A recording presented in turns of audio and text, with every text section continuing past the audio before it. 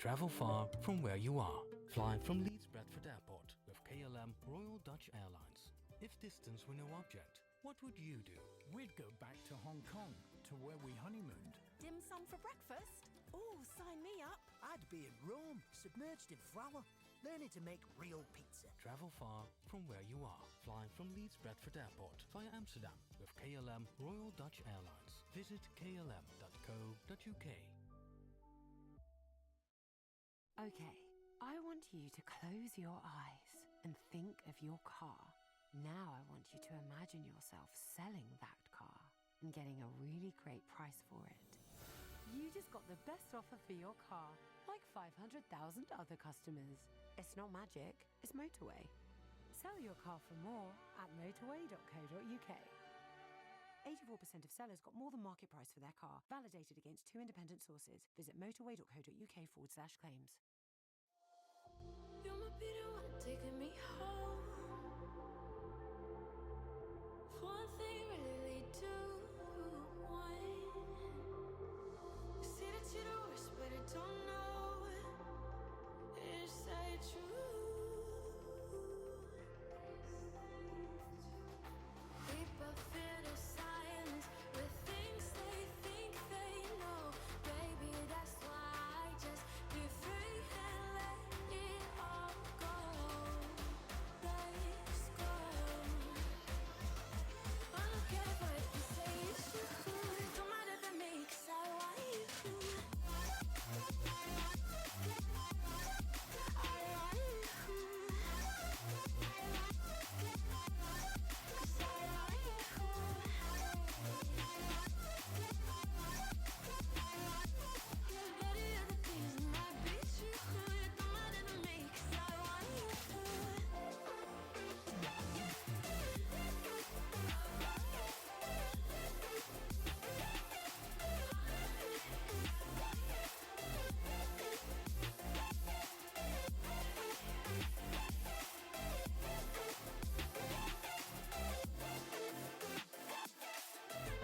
Everybody else got their own view. I know they cannot see what I do. Sometimes I wonder what I got into, what I get into.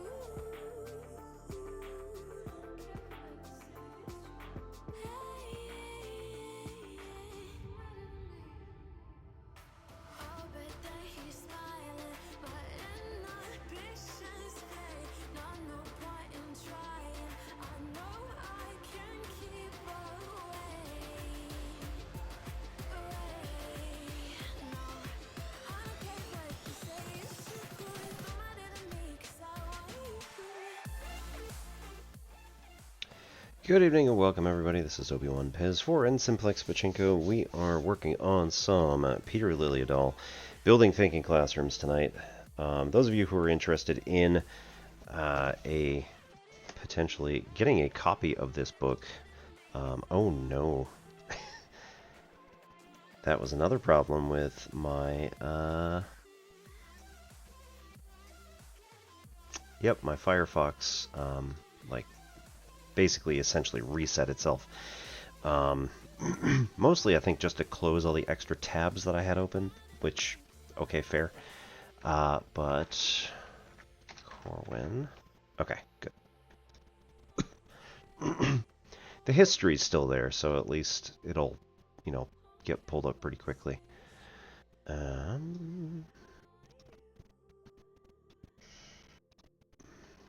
So there's a link to the book if anyone is interested. Now, I have said on multiple occasions, and I still stand by this, if you are not an educator yourself, if you are not going to give this to an educator as a present, if you are not interested in a very niche math curriculum like method, then I don't think this book is for you. So you could just pass that on. Right, take that link and pass it on to like any educator friends or family that you might have. It is worth at least a look. Some libraries can get them in, and it'd be really cool to get a copy for anybody who actually is doing math education. But like I said, if it's not you, definitely don't just buy a copy because. Okay. The point here tonight is that we're working on Chapter 13, How We Use Formative Assessment in a Thinking Classroom. And the usual way that we do this, for anybody who has not been around or has not been around in a while, is we'll go through the chapter in the book. We'll discuss what Peter is saying in each of these things, both literally and figuratively, and try to work out kind of best practices. How do we make this work in specifically United States / Canada? But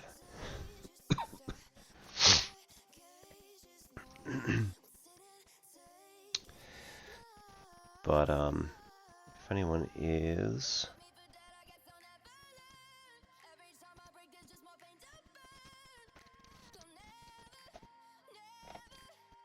If anyone is has any particular questions about anything, want to talk about any other sections that we've dealt with, please feel free to do that. And I'm expecting we'll probably get a raid or two. We'll almost certainly see Zach at some point, who will blast my ears with his blurp walk-on.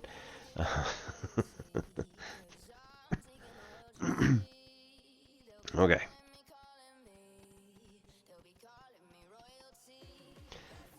And this is going to be my second to last stream before break. So we'll be doing one more tomorrow with some games, and then we're going to head off to Denmark. So we'll see you guys on probably Wednesday the 30th.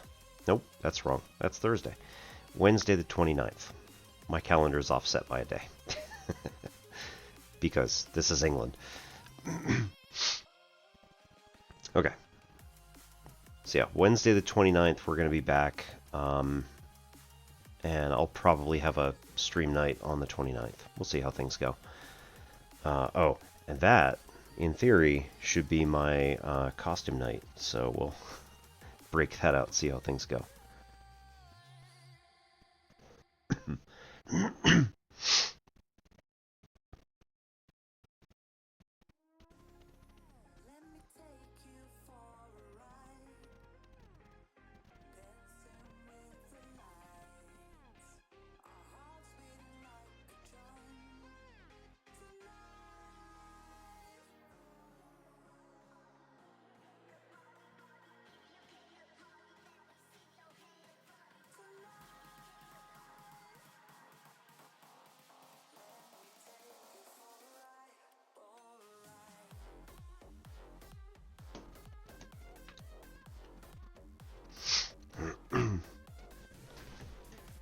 All right, so how do we use formative assessment in a thinking classroom?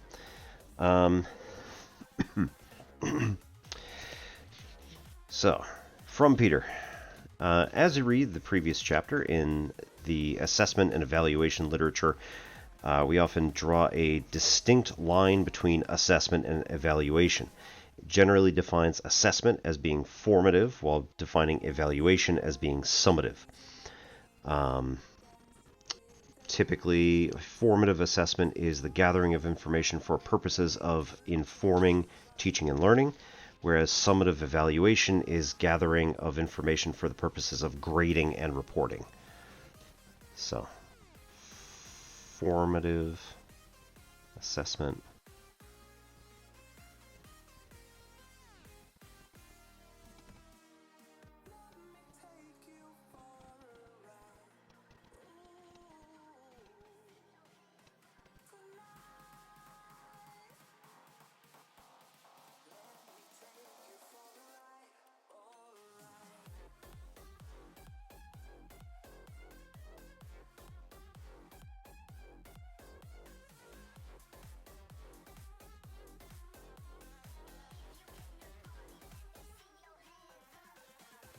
And again, summative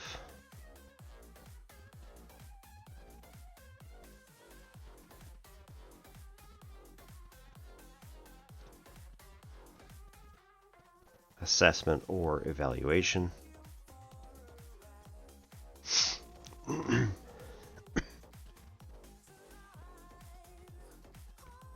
Typically, the documentation lately calls it summative evaluation in order to differentiate it from formative assessment, but usually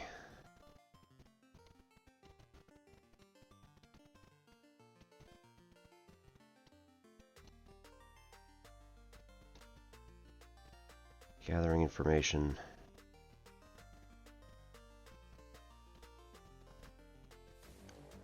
with which to grade and report.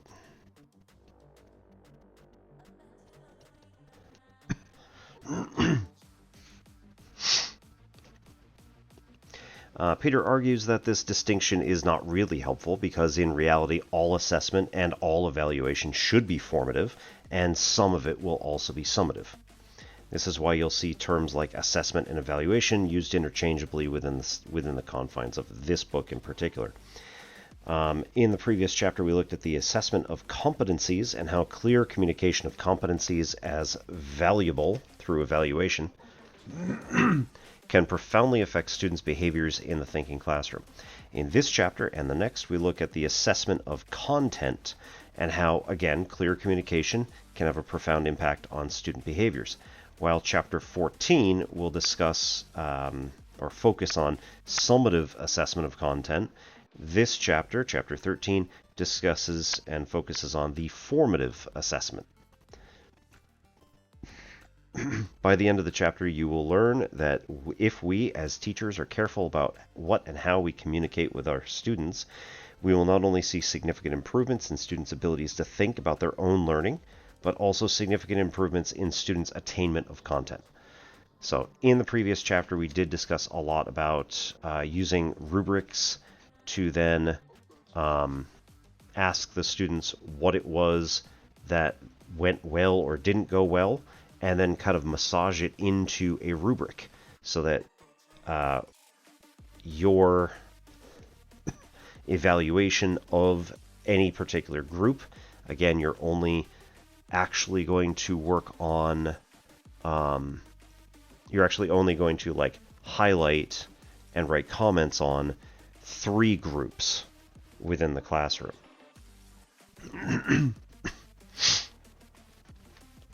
But overall, you're still looking over everybody and give them the, like, what don't we want, what do we want, and just have a continuum in between.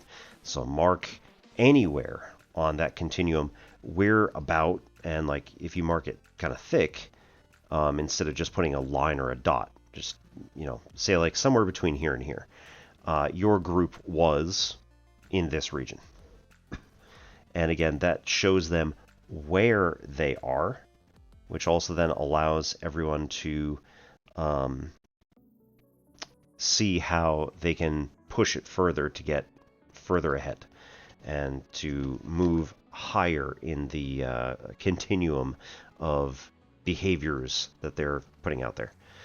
Again, create those rubrics with the students and massage the language until it's something that you feel is clearly communicated to the students and also meaningful to your interaction with them.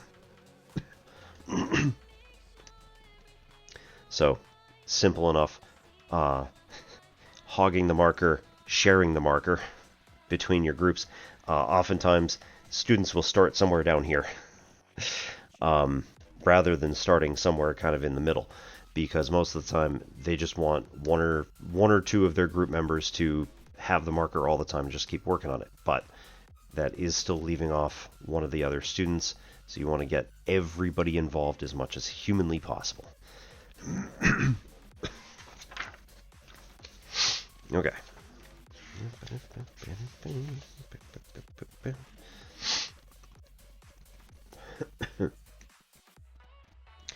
So whether the assessment is formative or summative, it is fundamentally about communication of information. For much of the 20th century, this information was seen almost exclusively as flowing from student to teacher for the dual purposes of informing teaching and producing a grade. The methods used to collect this information were either formal, test quizzes, assignments, projects, presentations, portfolios, etc., or informal, observation, conversations, etc. Whereas grading was typically informed by the more formal means of assessment, teaching was informed by both. In the last 20 years, however, there has been increasing attention paid to the assessment practices wherein the flow of information is reversed, flowing from teacher to student for the purposes of informing their learning. Like the information that informs teaching and or grading, that which informs learning is communicated both formally and informally, often relying on the same methods mentioned above. For example, when a student completes a test or a quiz and the teacher grades it, how that student performs informs the teacher of what they need to work on with that student. When that graded test or quiz is returned, it likewise informs the student what it is they need to work on. Similarly, if a teacher has a conversation with a student, that teacher is collecting information about what the student does or does not understand or what they can and cannot do. If during this conversation the teacher provides feedback about what they gleaned from the interaction, the student is likewise then being informed about their own understanding. In either case, the teacher can use the information to inform their teaching, and the student can use it to inform their learning. So we want the flow of information not to be exclusively one way, as it has been in the past. For the most part, students were not given much feedback at all until, roughly speaking, the last 50 years. And then even that, only the last 20-25 have been like focused on, no, you need to give these students feedback, and we should start doing it more readily, more constantly, and informally as well. Not just giving them an assessment and then having them complete it and then telling them what they got wrong, but rather going back and trying to get them to think about what it is that they understand and don't understand themselves before the formal assessments. All right, so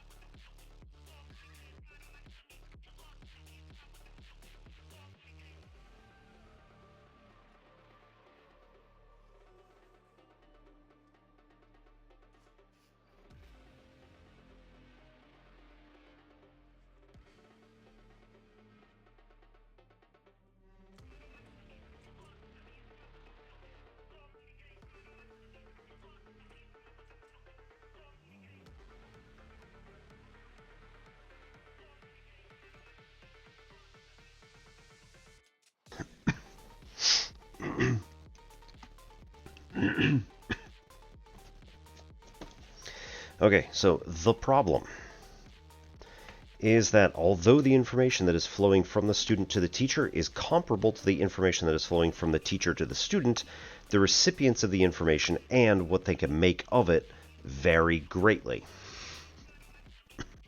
The teacher is interpreting the information against a background of full knowledge and understanding of the concept or concepts in question, a clear picture of what comes next, and a rich history of having taught this same concept many times before. The student, on the other hand, has an incomplete and maybe inaccurate picture of the concept, has no idea where it's going, is learning it for the first time, and so therefore, how could the same information possibly inform each of them in the same way?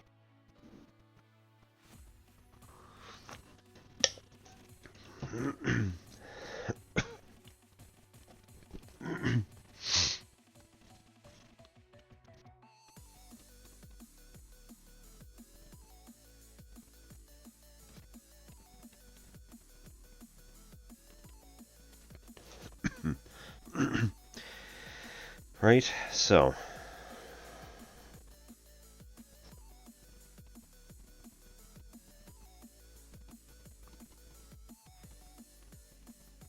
generally speaking, teachers are going to be content experts. They have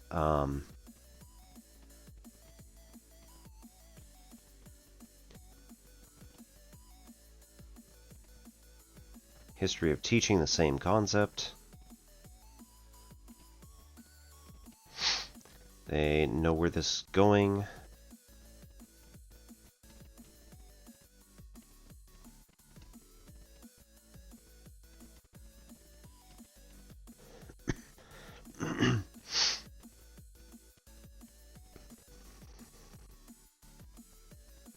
Right, whereas the student is new to the concept and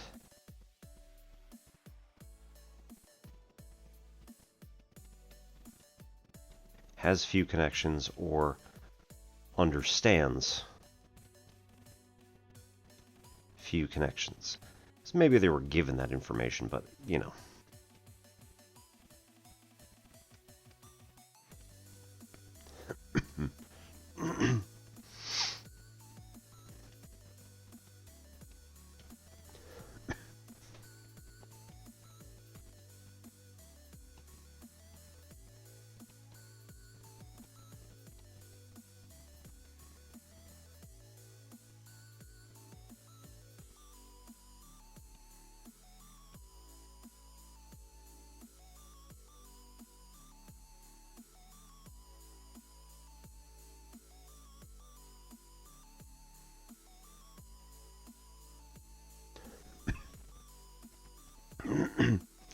So, very simple example, Peter says. I interviewed students in many different mathematics classes at many different grade levels, just as they were finishing up a particular unit of study. I asked one question. So, you just finished the unit on topic. What was that unit? Was that unit one big topic, or was it a collection of smaller topics? I've never asked a question that is so predictive of student performance on a unit test. About 15% of those students told me that they had just finished a unit that was made up of a number of subtopics, and they were able to name or describe what each of those subtopics were. These students, for the most part, scored a 90% or above on the upcoming test.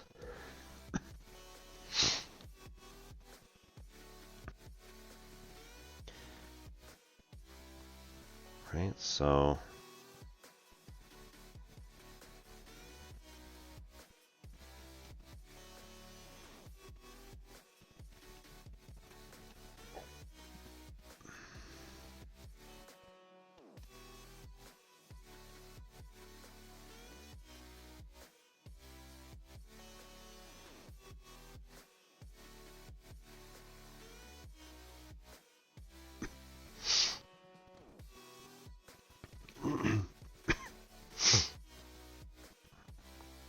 right, so 15%.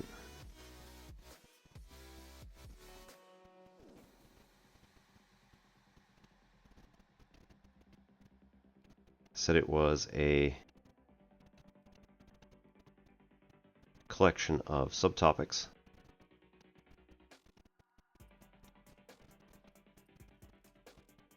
Named several.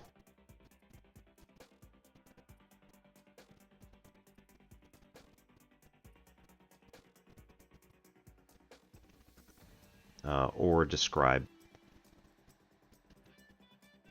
the content. Right, they scored, again, 90+% on exam.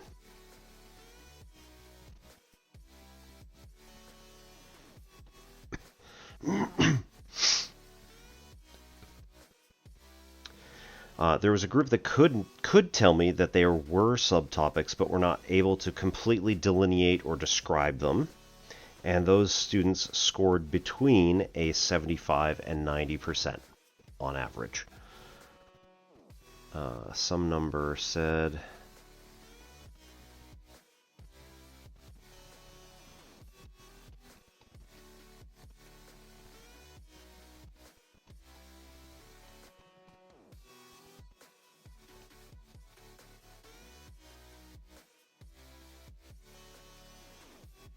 Could not name or describe.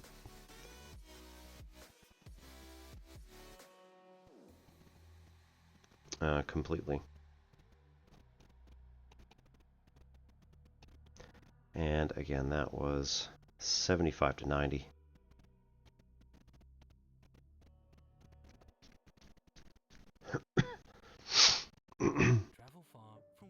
And the rest.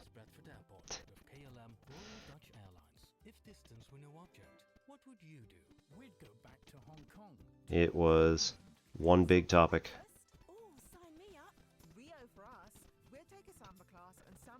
And these students tended to score less than a 75%. You know what? Let's do it that way.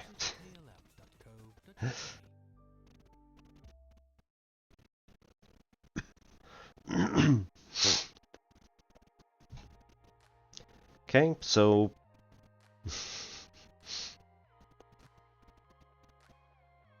I'm going to guess that the 15% was a pretty reliable number across multiple studies, and that the other two kind of just varied.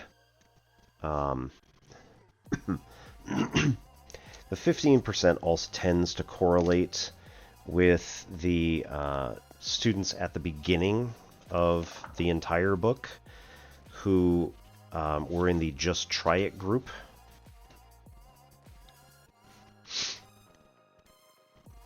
That was 6 out of, let's see, 10, 15, 32. 6 out of 32. How are we doing there? Just under 20%?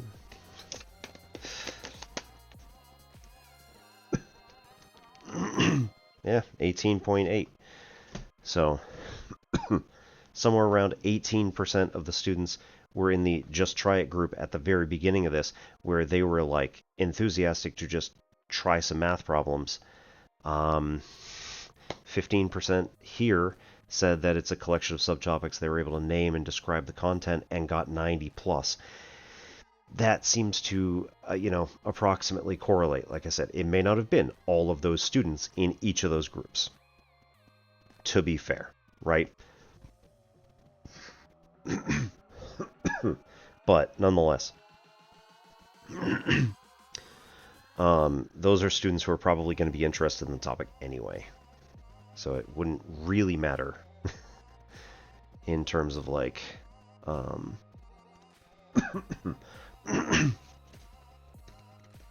their initial ideas of how to do stuff. They were enthusiastic to get into it and do the work.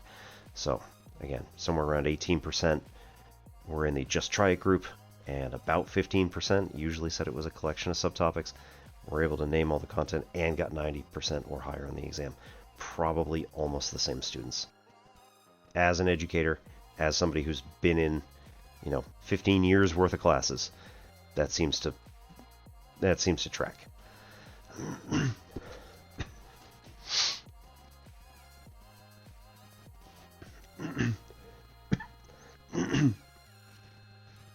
Okay. How can a student in this last category, who, for example, sees subtraction of two-digit numbers as just one big topic, possibly make sense of feedback that they still need to work on subtracting two-digit numbers where decomposition is needed, i.e. to break something down into smaller bits, whether that be carrying the tens because a number was too high at the bottom, so they needed to subtract a larger number, so they have to borrow.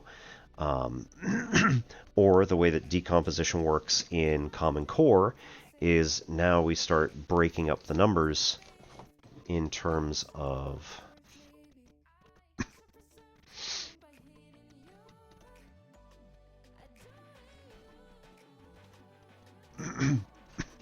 right, students see this, and the way that they're taught to do things now is that we've got 597, and we're subtracting 400, we're subtracting 30, and we're subtracting 9. So this is the way that people are taught to do Common Core addition subtraction.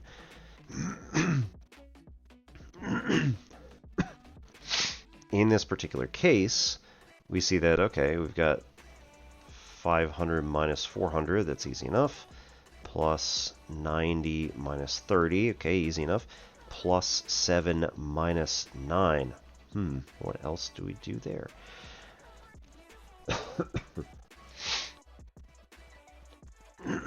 Right, this is 100 here, this is 60 here,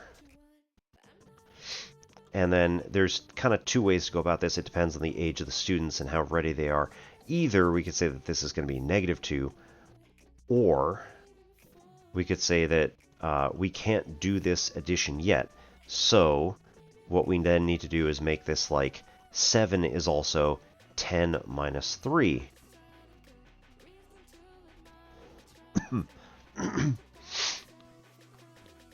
This is maybe a little bit different way than people are used to. I mean, it definitely is. But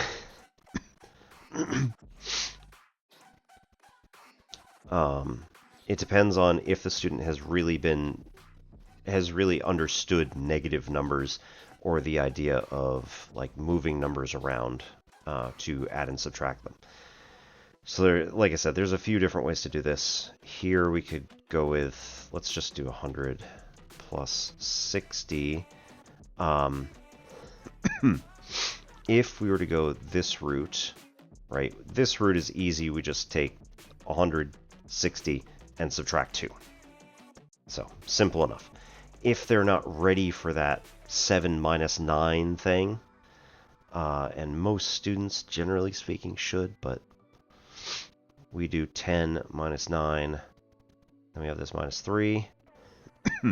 We could subtract the 3 from here and make this 100 plus 57, and then here the 10 minus 9 becomes plus 1, so 158. Right, and yeah, sure, you get that from here if we just automatically already know that 7 minus 9 is -2. Or 7 minus 9 is the same as subtracting 2 from whatever else we've got. But again, not everybody's there yet. So.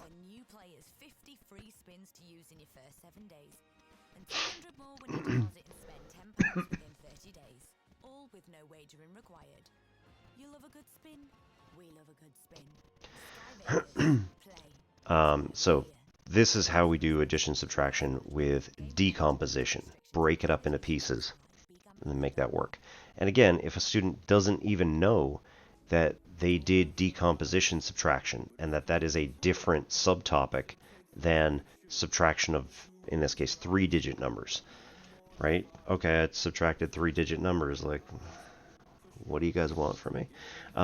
They're not going to get it, really. And a 3, and a 2, and a 1. Hey Zach, how's it going? Good evening and welcome everybody. My name is Obi-Wan Pez. This is N Simplex Pachinko, and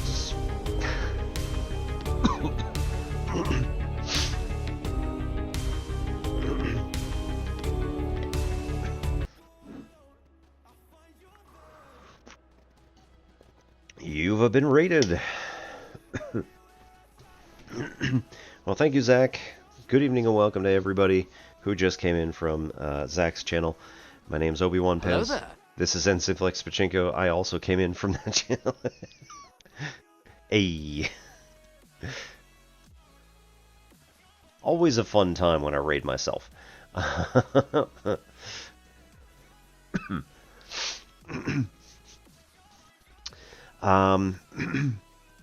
Zach, what have you been up to tonight?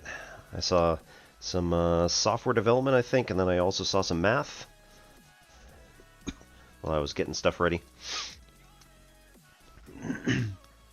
Also, there's some interesting shenanigans happening with our viewer counts, apparently. Just all crazy stuff. I've been having numbers that have been saying, like, oh yeah, there's 40 people in chat. I'm like, no. And it's only that for like a minute, and then it jumps down to like 20, and then down to 2, and then up to 5, and I'm like, okay, 2 to 5 is understandable. Poison Mouse! Hey, welcome back. Yeah, I don't believe it for a second. Especially when I then, like, have a high number, which I then hit raid, and it says, oh yeah, 4 people are ready to raid. Like, that's probably the number that's actually in here. Making a cow to get a new wheel for the mouse. Ooh.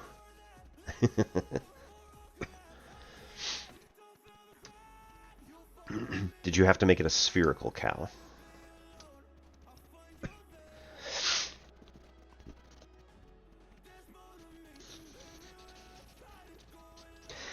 So, tonight we are talking about Building Thinking Classrooms from Peter Liljedahl. This is a teaching method that I found in 2022, implemented throughout 2023, and then I ended up leaving in 2024 to come here. So I hit a 5-stream watch streak with my monitor account. I'm surprised it's that low.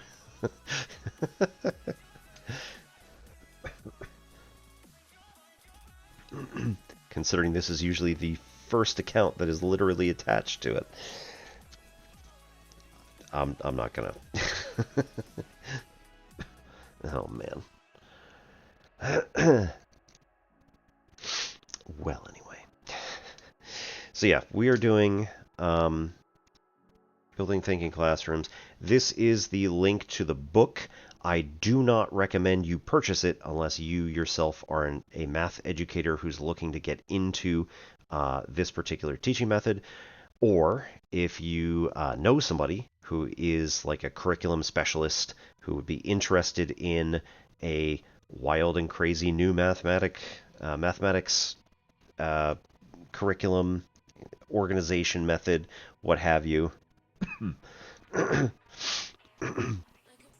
They might be excited, but yeah, I don't recommend that anybody just purchase it because they feel like it or because I recommended it.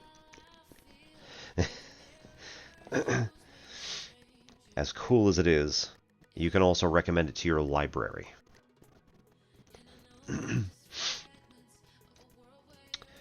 Right. So the basic idea behind Building Thinking Classrooms is a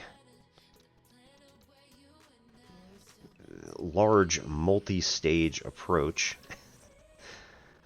Oh. No, I must have it. Yeah, okay, here we go.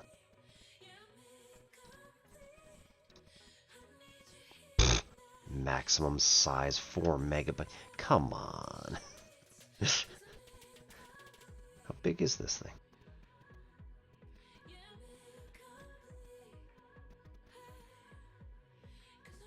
Huh. Possibly because it has embedded pictures.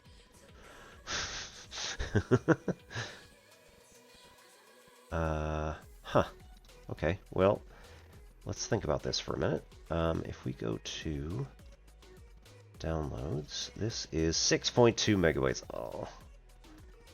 Throw that in pictures, Building Thinking Classrooms, paste into here. It's chapter 11. Can we do that one? Oops. And then I'm in the wrong window. Math, Building Thinking Classrooms, chapter 11. Yeah.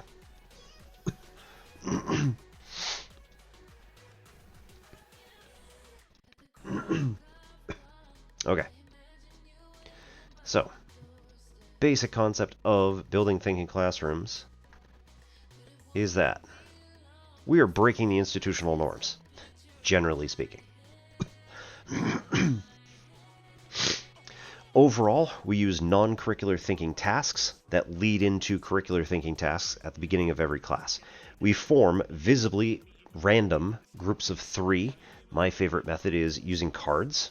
Hashtag not sponsored.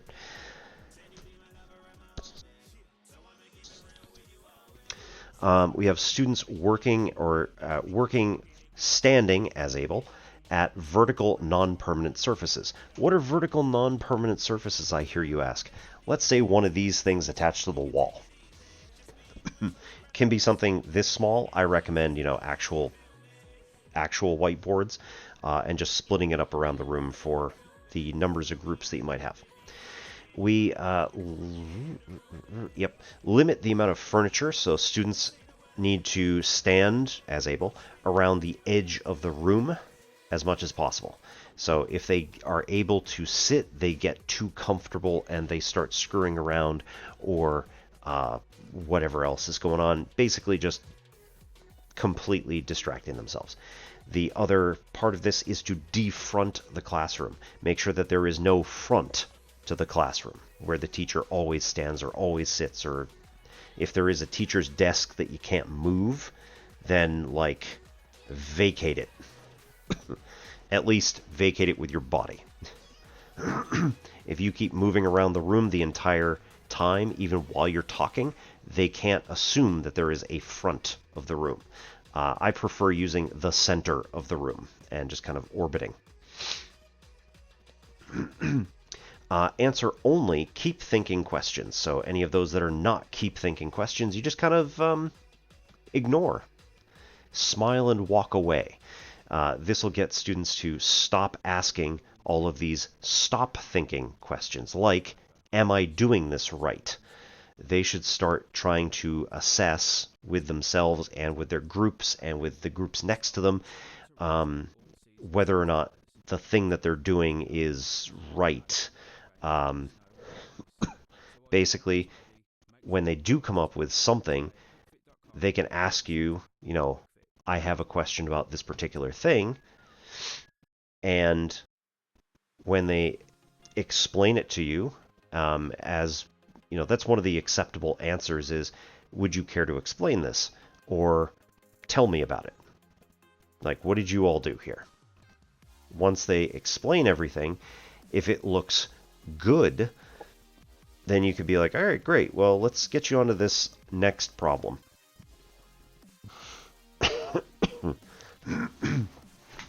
That comes back to chapter 9. The first task that you give students should be given while the students are clustered around you, verbally only, while standing, and within the first 5 minutes of addressing everybody in the class. So as soon as you say, hey, let's get our stuff together, let's focus, you have addressed the entire class as a whole. You now have 5 minutes to give them the first task. Reframe homework as check your understanding exercises, because homework gets students to think, this needs to, 1, be done at home, so therefore there is a place and a time assigned to it.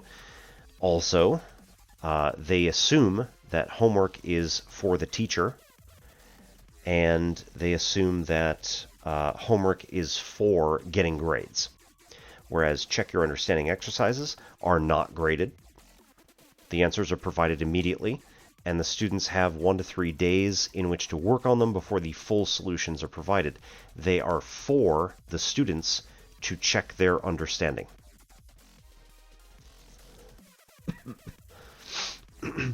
Foster student autonomy by redirecting them to somebody else in the room. Hey, you had a question on this. I think that group over there has an answer that you might be interested in.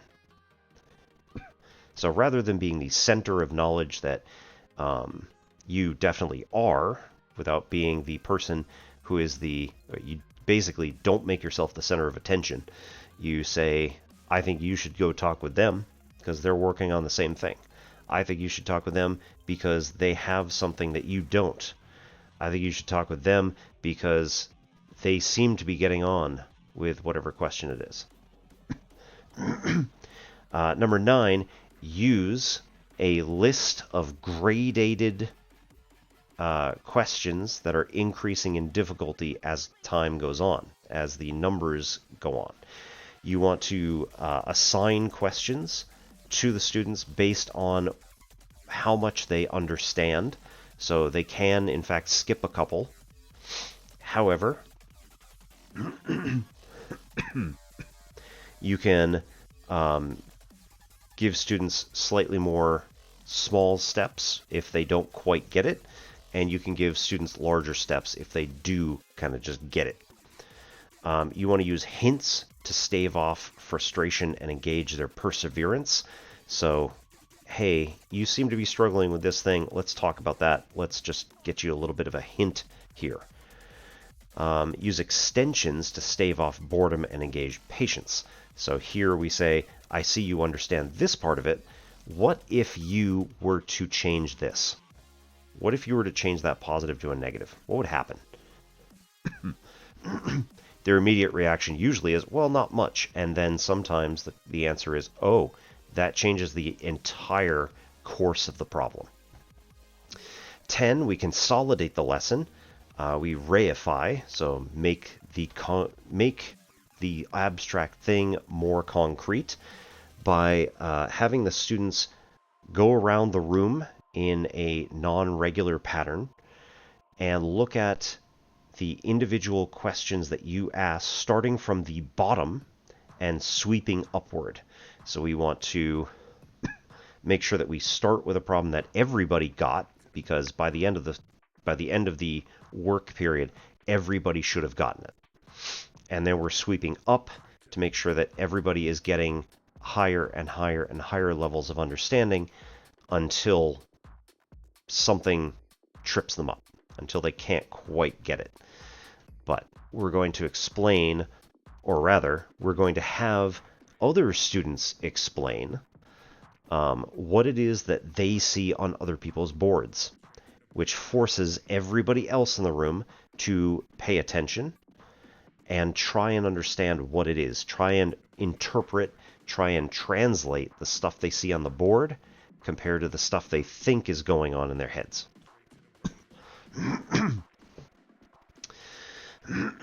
And then chapter 11 was taking notes. So here we wanted to have students take notes by using 1/8 of a sheet of paper.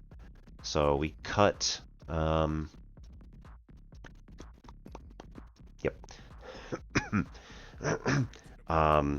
take a sheet of paper, fold it in half, fold it in half, fold it in half again, and then try to keep the students within, or try to have the students keep themselves within that little bit.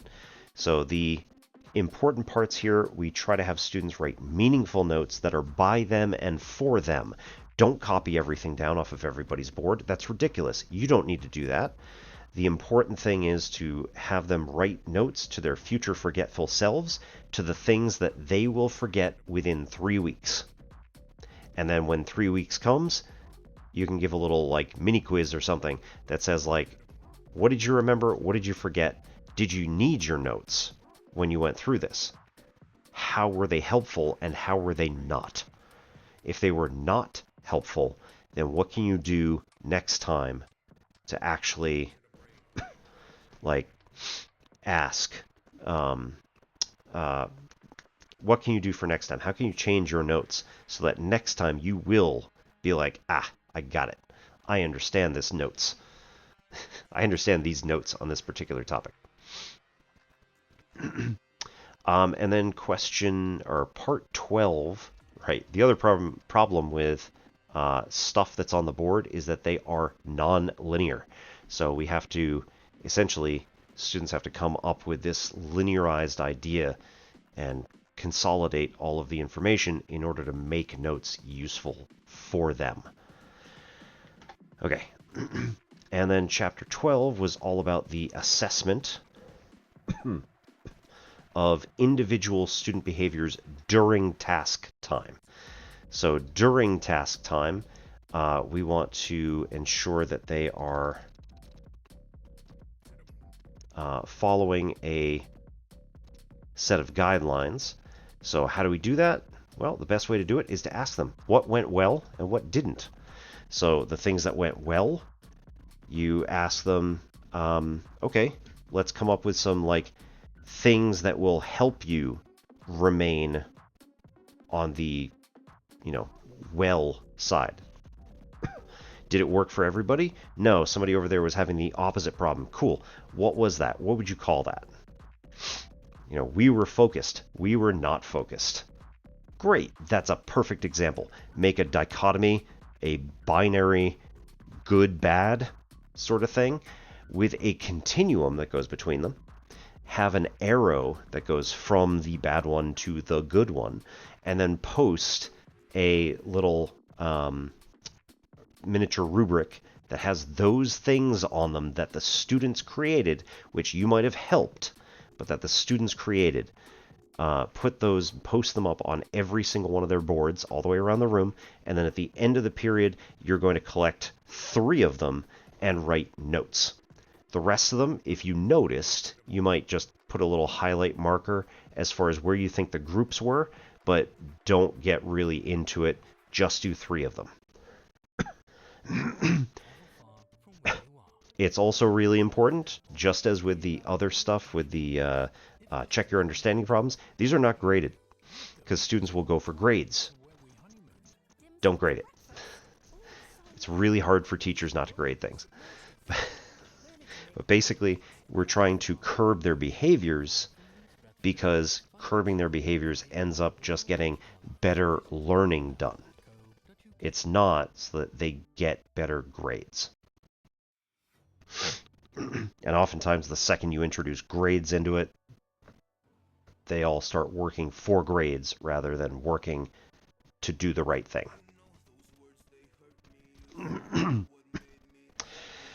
Okay. So here we were talking about summative and formative evaluations or assessments. Peter Liljedahl uses those terms kind of interchangeably, which may or may not irk some people. It's fine for me. I don't really care.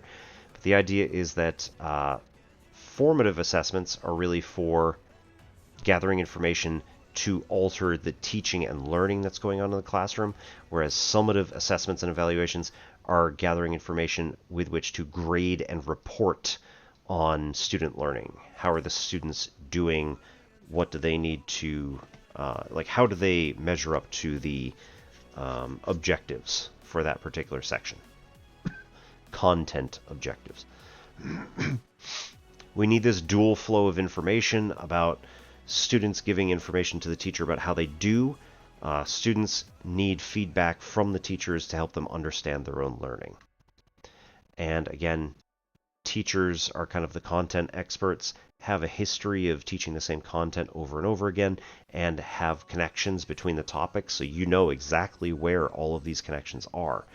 As students, they're brand new to the concept, and they don't know what the connections are between this topic and the previous and next topics. So, as I said, how is this, or even can this be commensurate in terms of giving information to both teachers and students, and having that be commensurate between them? How is this useful information for them both? Peter said that the biggest predictor of how a student would do on a unit test went with this one question right here. Was this unit one big topic or a collection of smaller subtopics? The 15% that earned a 90+% on the exam said that they could, that it was a collection of subtopics, and they were able to name or describe several of those subtopics within the content and get almost every single one of them correct in terms of what are the subtopics that we covered. Some other number, and like I said, I think that this probably varied between the studies. The 15% was most likely more consistent, whereas the others were probably all over the place, depending on what class it was, size of the class, motivation of the class, etc. So some number of students said that it was a collection of subtopics, but really couldn't name and describe all of them completely, and they scored somewhere between a 75 and a 90. And the rest of them were it was just one big topic. It was all just subtraction. and then they get less than a 75% almost every single time. So, if you're shocked by this, I mean, it's the students who can recognize that there is nuance, basically, and the students who, like, grasp some of the nuance, and students who have no concept of the nuance whatsoever.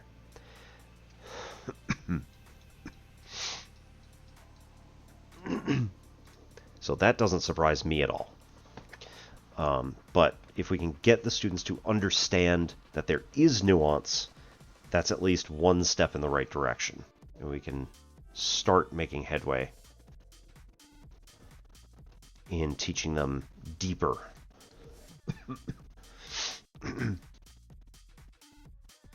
Okay, so Peter says, how can a student in this last category, who, for example, sees subtraction of two-digit numbers as one big topic, possibly make sense of the feedback that they still need to work on subtracting two-digit numbers where decomposition is needed? So I did that over on the left there.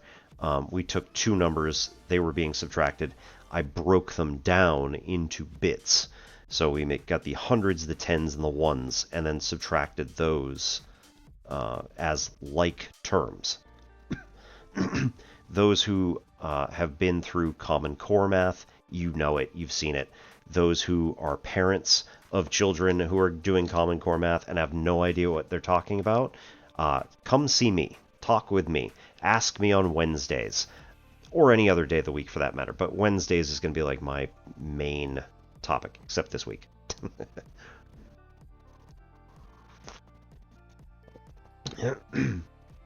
Sorry, my main math calculation day.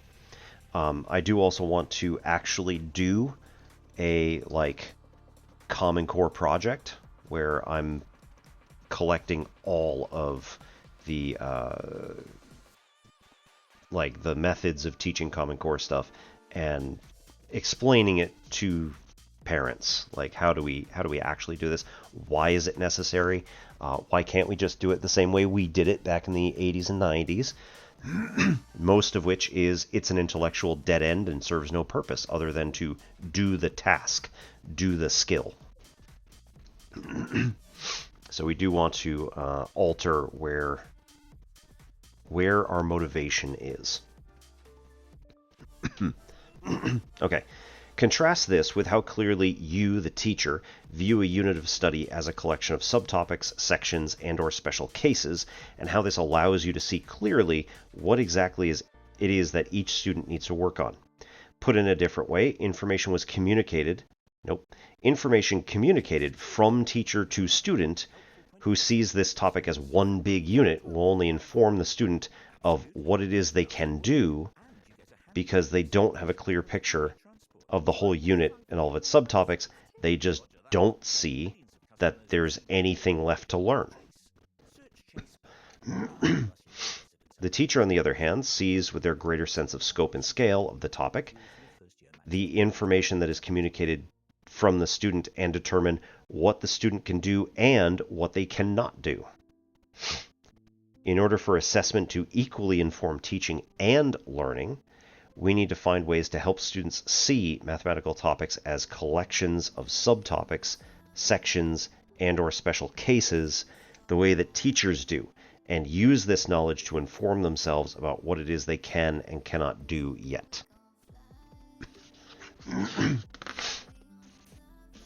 So, ad break's going to start here in a couple minutes.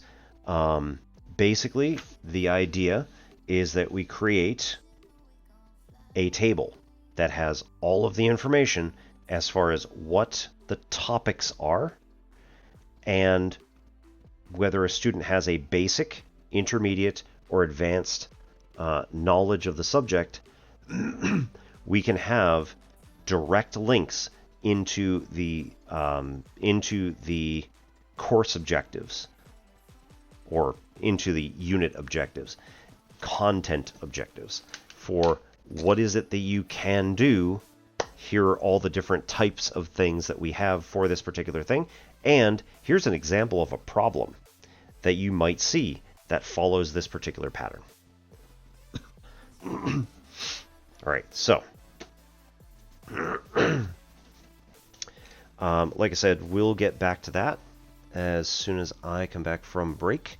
If anybody has not yet done break stuff, get up, stretch, do what you need to, cycle that water, and we'll be back in 3 minutes. Thank you so much, everybody, for coming, and we'll be right back.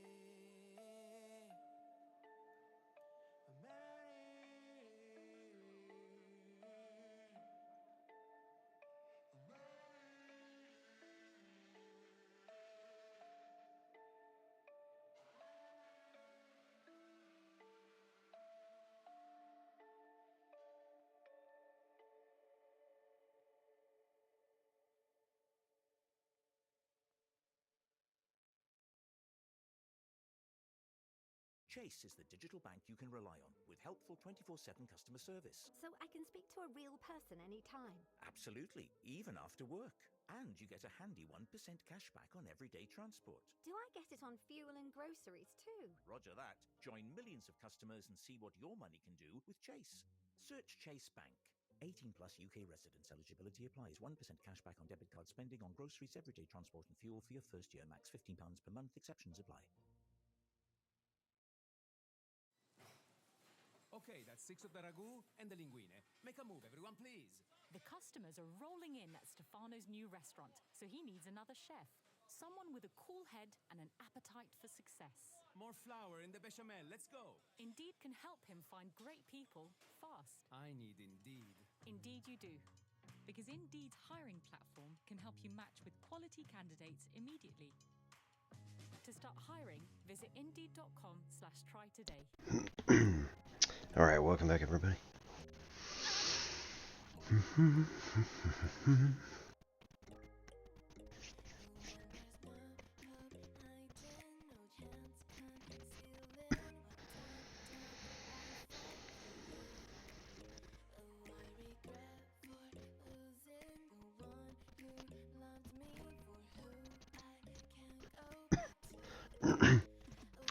All right.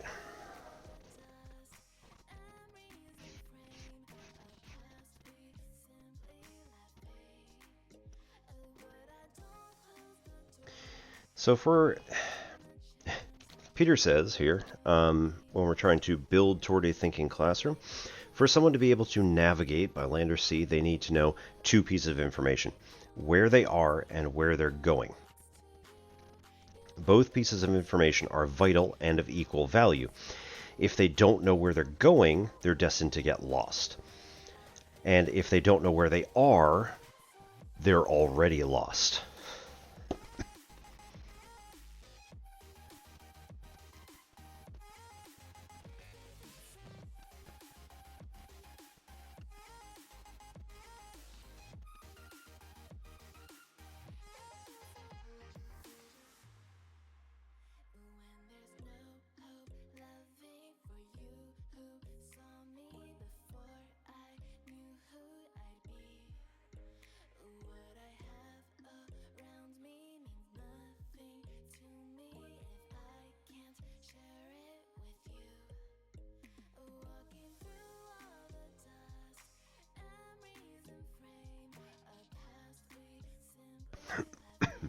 So, those two pieces of information, again,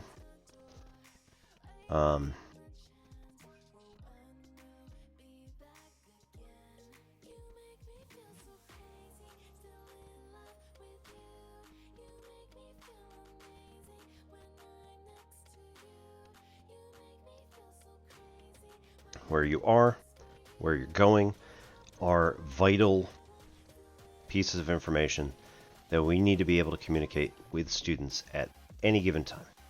And eventually, it'd be really nice if they could do self-assessment and all that good stuff. But, you know, one step at a time.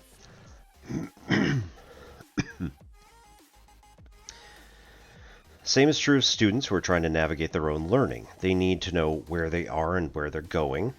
In the context of a thinking classroom, in fact, any classroom, where they are is what they understand, know, and are able to do.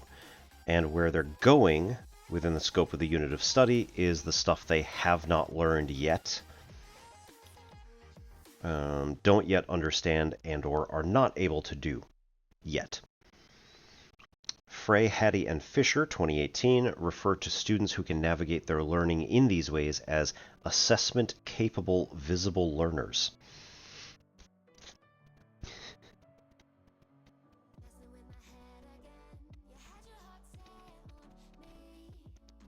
Not Hattie Hendricks, the architect of our destruction and boot brigade in Elite Dangerous.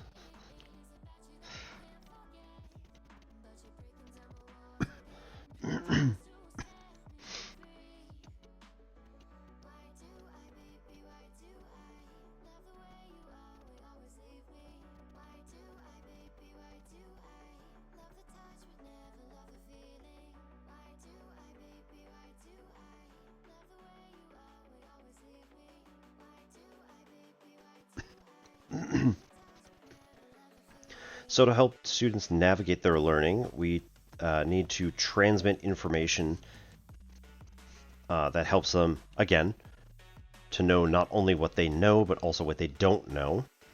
And to do that, we need to first help them see what subtopics make up the background against which we assess what they know and what they don't know.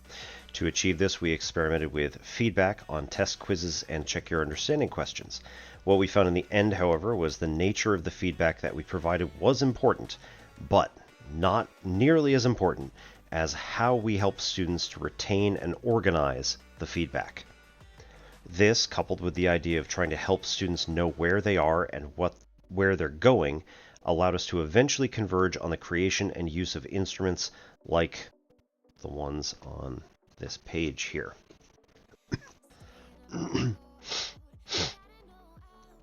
I can most likely put that in the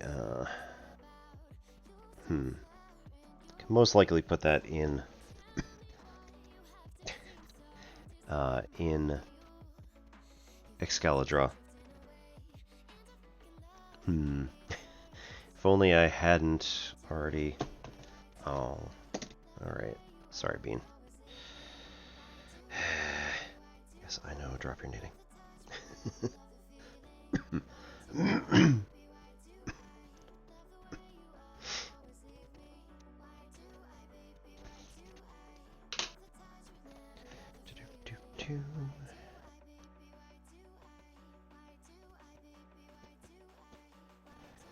Okay.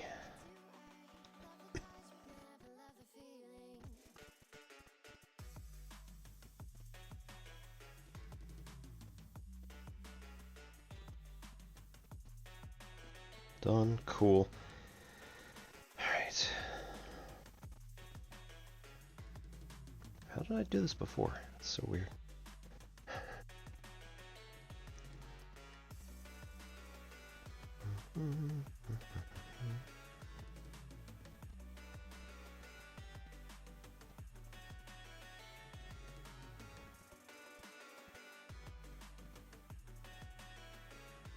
That's what I did.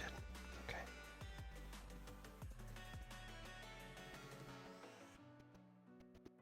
Just had the thought, oh, I'll throw it on Discord, but then I'm like, I haven't done this before, have I? But yes. Yes, I have.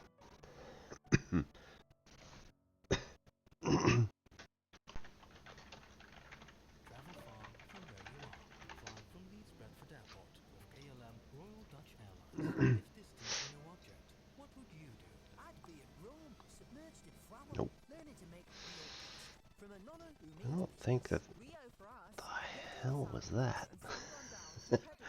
Okay, no. We're gonna open, save. That was weird.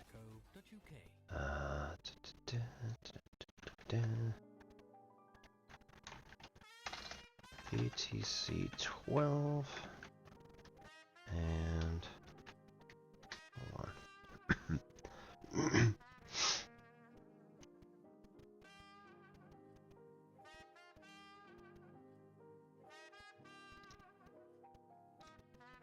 A.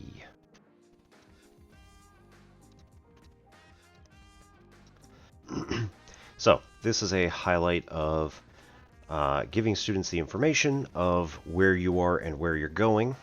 We see here, again, repeating patterns is the heading for this particular section. It's either a unit or it's a sub-unit, whatever, it doesn't really matter. This could, in fact, be over the course of the entire semester. I know in pre-calculus we had multiple examples where I had stuff from Unit 1, Unit 2, and Unit 3 in one of these instruments. However, excuse me, when doing the grading for any aspect of this, I had to physically separate these and say that, okay, what we're doing is we're grading stuff from instrument, 13.1.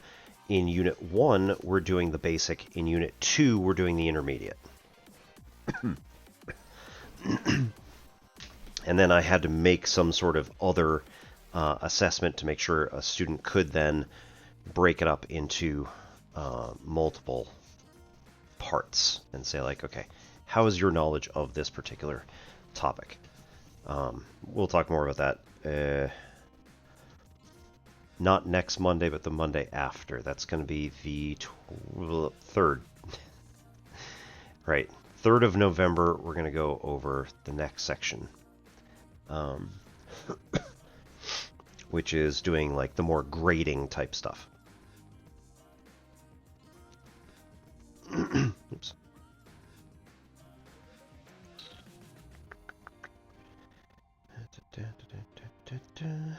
What time do we have now?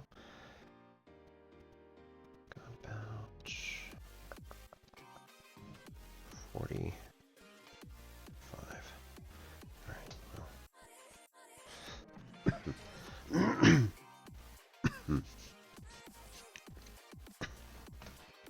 Okay, so again, we can see here, this one right here, transfer a repeating pattern, really only has a basic idea that it's connected to.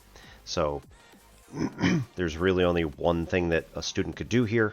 It's, again, translating a pattern from a particular type of pattern like A's and B's over to circles and squares, or translating random letters over to something else, or translating shapes to something else, whatever it might be. Extend a repeating pattern. So here we have like, oh, fill in a couple of blanks. Here are some A's and B's, right? Fill in the next bit. What is it going to be? NJK, yeah, NNJK, NNJK, and NJ are going to be the next 3. Circle, diamond, circle, circle, diamond, circle, diamond, circle, circle should be the next 3. And then here,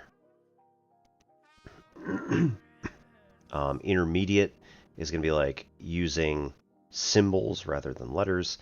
And here, I think maybe it's just a smaller portion of the pattern is going to be repeating. So you assume that if KLMNOKL is the pattern, then KL is followed by MNO. I guess. I don't really know what that particular section is talking about specifically, but yeah, it's fine. And then at the bottom here, create a repeating pattern. So there is both a basic and an intermediate objective that goes with it, but the stuff that's inside the instrument is just a bunch of blanks followed by ...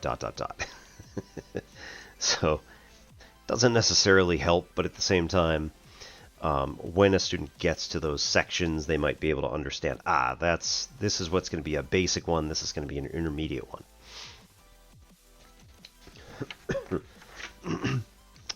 Okay.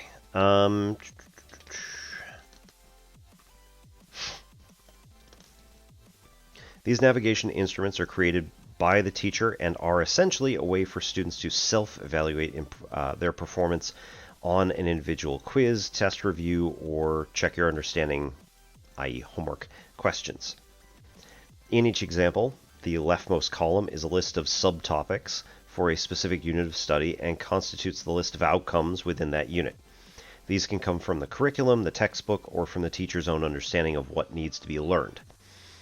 What we learned is that being explicit about that list of outcomes that constitute a unit of study helps students understand that, for example, fractions is not one big topic, but rather a collection of subtopics. So fractions, they have decimals, add and subtract proper fractions, add and subtract mixed fractions, multiply and divide proper fractions, multiply and divide mixed fractions, solve order of operation tasks with proper and mixed fractions, solve contextual problems including fractions, estimate solutions for problems involving fractions at basic, intermediate, and advanced. And again, not every single level is going to be covered by every single topic.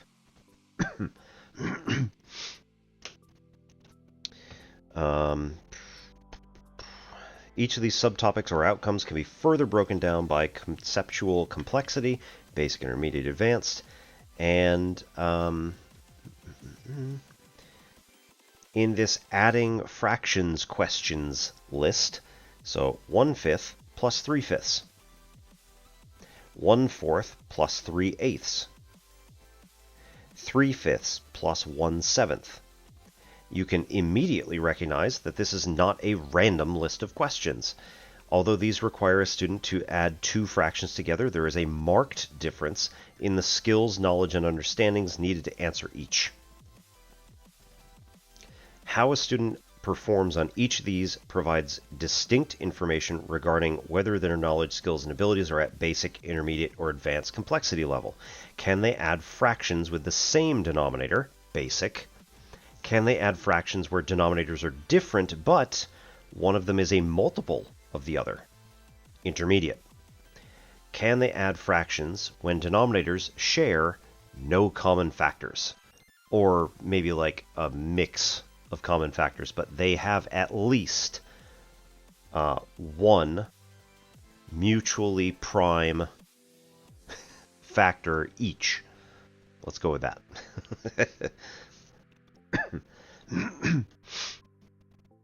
Right, advanced. Which of these questions can they successfully answer communicates different information about their level of mastery of the outcome adding fractions, and thus needs to be differentiated from each other. The three rightmost columns in the navigation instruments do just that. Again, basic, intermediate, advanced.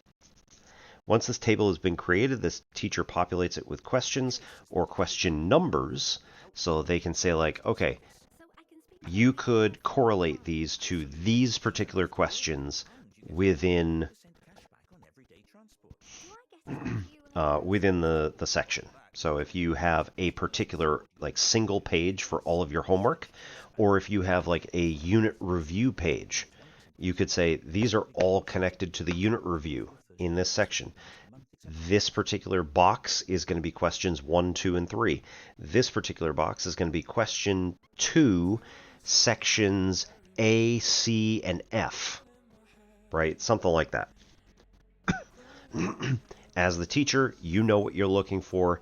You should be able to differentiate immediately which questions belong in which category. If you don't, the students aren't going to get it either, so you better fix it.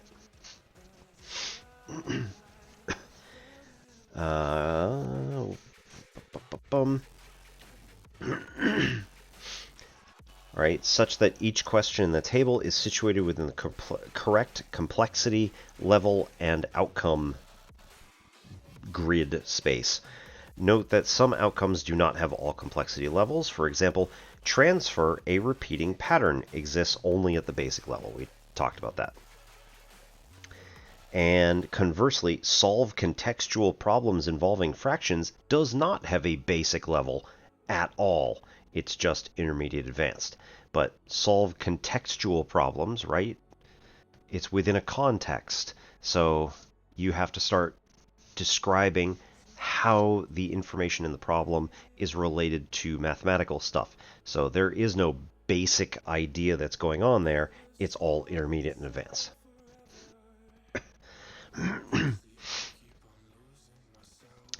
These omissions are represented by just blocking out the irrelevant cells. As we see here, they're grayed out with shading or whatever else. Likewise, if a question requires students to draw on multiple outcomes to solve it, such as question 11, which was solve order of operation tasks with proper and mixed fractions, and solve contextual problems involving fractions.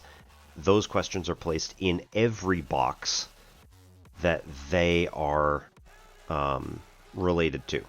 So every single outcome that that particular question leans on, it needs to be in all of them.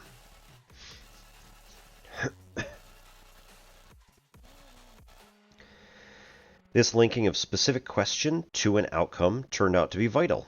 Although the language in the left-hand column is pretty clear, students needed to see specific questions to fully understand what many of the outcomes really meant.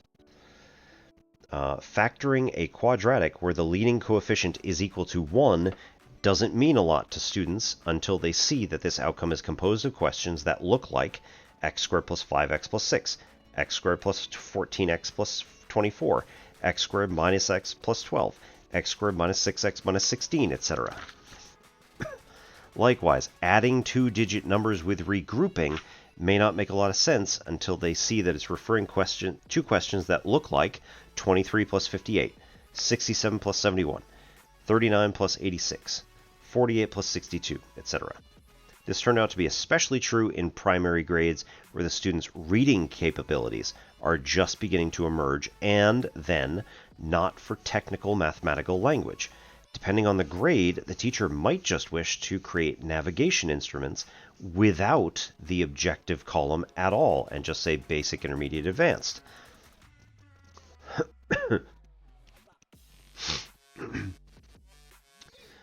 Without the outcome to tell the students what's expected, clarity needs to be communicated differently. In those examples, this is done through the inclusion of an example for each outcome at the basic complexity level. So that's actually what we see here in the patterns one. So again, complete, right? Complete one of the questions and then leave two more for the students to be able to complete if they understand it. And also in the second group here, right? So complete one of them and then leave two more for students to complete. Regardless of the grade, linking specific questions to different complexity levels further helps students to more completely understand where their learning is with respect to a specific topic. For example, being able to extend the pattern 159 intermediate, yep, okay. Extend the pattern 159, etc.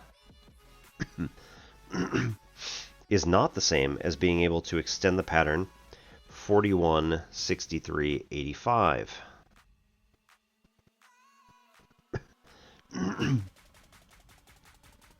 As mentioned, these navigation instruments can be used by a student to self-evaluate how they performed on a quiz, review test, or check your understanding questions. Regardless of how it's used, however, performance on a specific question goes beyond whether it is done correctly, check, or incorrectly, X. In order for the navigation instrument to work properly, students need to also distinguish between whether they completed the question with or without help, whether they got a question correct or they made a silly mistake, and whether they got a question wrong as opposed to not trying. Each of these cases carries unique information about the tracking that needs to be done. So to facilitate this, we used 6 symbols. N, X, G, H, S, check.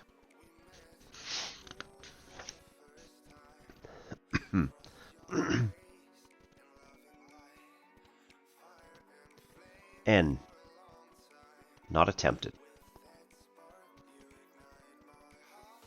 Now, this could be that a student did not attempt a question because they've already completed this particular assessment to a sufficient level that they don't need to bother. Right? That is perfectly fine. If a student has already achieved this particular level, they don't need to attempt it. And so if they've just left it blank, you just put the N and you move on.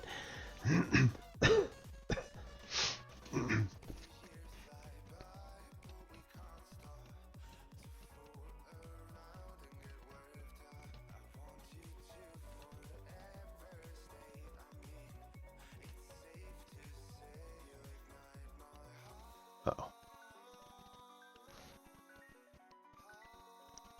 And X is going to be, they attempted it, but it is incorrectly answered. So something's wrong along the way. It didn't quite work. But X is just going to be a very generic catch-all.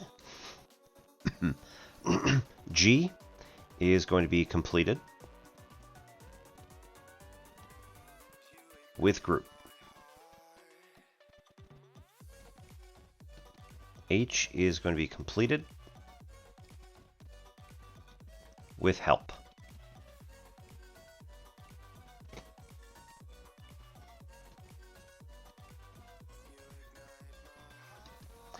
S is going to be silly mistake.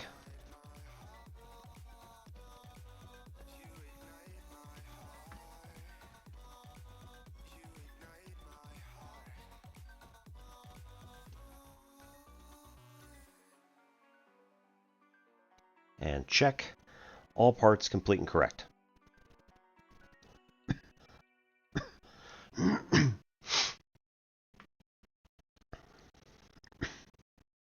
Chase, a digital bank you can rely on with helpful 24/7 customer service. So I can speak to a real person. And H can be help from a peer or teacher. Do I get it on fuel and groceries? So it doesn't actually matter from whom they got the help.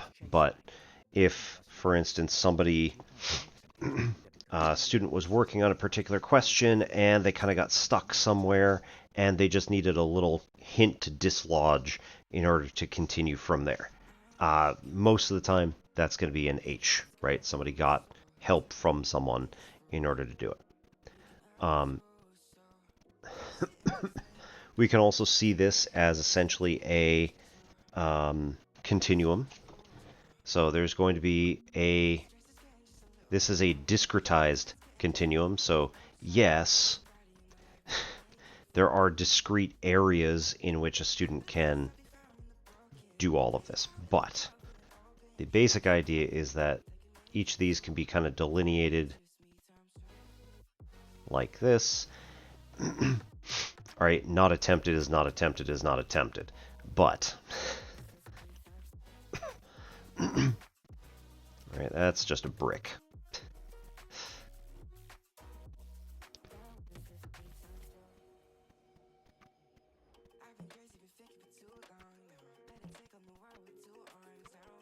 But a student, for instance, who attempted it but incorrectly answered it has a variety of different ways that they could have attempted but incorrectly answered. So we could have the one at the absolute very bottom here, which is going to be like they started but,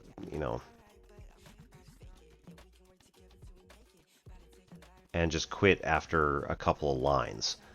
Right, and then all the way up here, you've got somebody who made a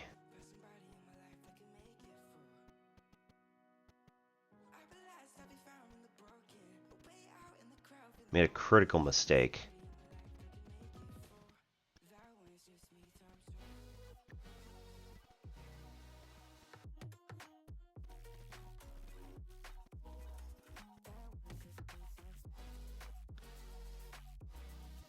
But everything else is right the entire way. So it feels a little bit cheap to sometimes just give an X on a question, particularly if a student's like really close to getting it right. But in that particular scenario, what you're going to probably do is, call the student over at some point whenever and ask, like,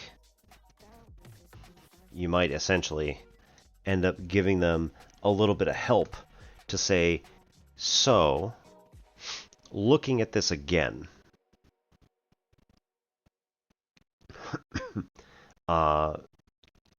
just a few days later, right? If you're having a conversation, you could be like, look, looking at this again, what would you say went wrong? And they could run through like everything, and then you could just say, all right, that's good enough. You know what you're talking about now. Even though you made this mistake back then, it wasn't a silly mistake like switching a sign or miscopying something. Miscopying something, right, is just ridiculous. Whatever. As long as they're not doing it all the time, like, they're going to get most of the credit for that particular question. And if it realistically, right, if you're following the actual Building Thinking Classroom's grading scheme, then a student who gets an S up here in the advanced, but like also has an H and maybe an X before that, right? They're showing growth. They're showing that they're moving up. They have not quite made it to the check mark yet. They're going to get a higher grade if we've got, like, you know, 2 check marks here, 3 check marks there. We know that they're at the intermediate level, right? And they're really working toward advanced, and you can see that the effort is there. They're moving into it. They're going to complete that. If we run out of grades by the end of the semester, and I'm just like, I know you can do this. I will call them into my office, sit them down, and have them work one in front of me, and be like, "Here, just do this advanced problem here. Let me just see how you do it." And if that doesn't work, if they're still getting something wrong, whatever it might be, we'll have a conversation about it. And then if they can explain their way through it, that might be a check mark for a second, like not for that question, but for a second type. We'll talk about that in a little bit, but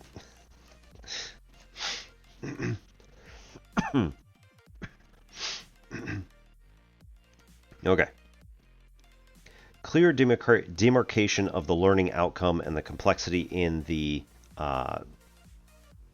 instrument, coupled with the students' nuanced records of how they performed on each question, and this could be a student's record, so they can keep this copy for themselves. Every time that they get some sort of assessment back, they copy down whatever grade they had down on their chart and see where they are.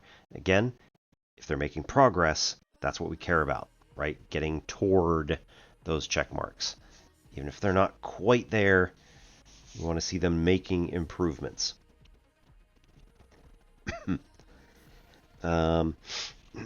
Helps those students clearly see what they're able to do and what they're not able to do, where they are, where they're going. In our initial trials, we used this navigation instrument as a way for students to record how they had performed on the end of unit review test, with astonishing results. When these students then wrote their end of unit test, we saw an immediate improvement in grades between 10 and 15% for 50 to 70% of those students. For many of the students in that class, the knowledge of where they were and where they were going was all they needed to help them improve. Jamal said, "I mean, now I know exactly what I need to work on."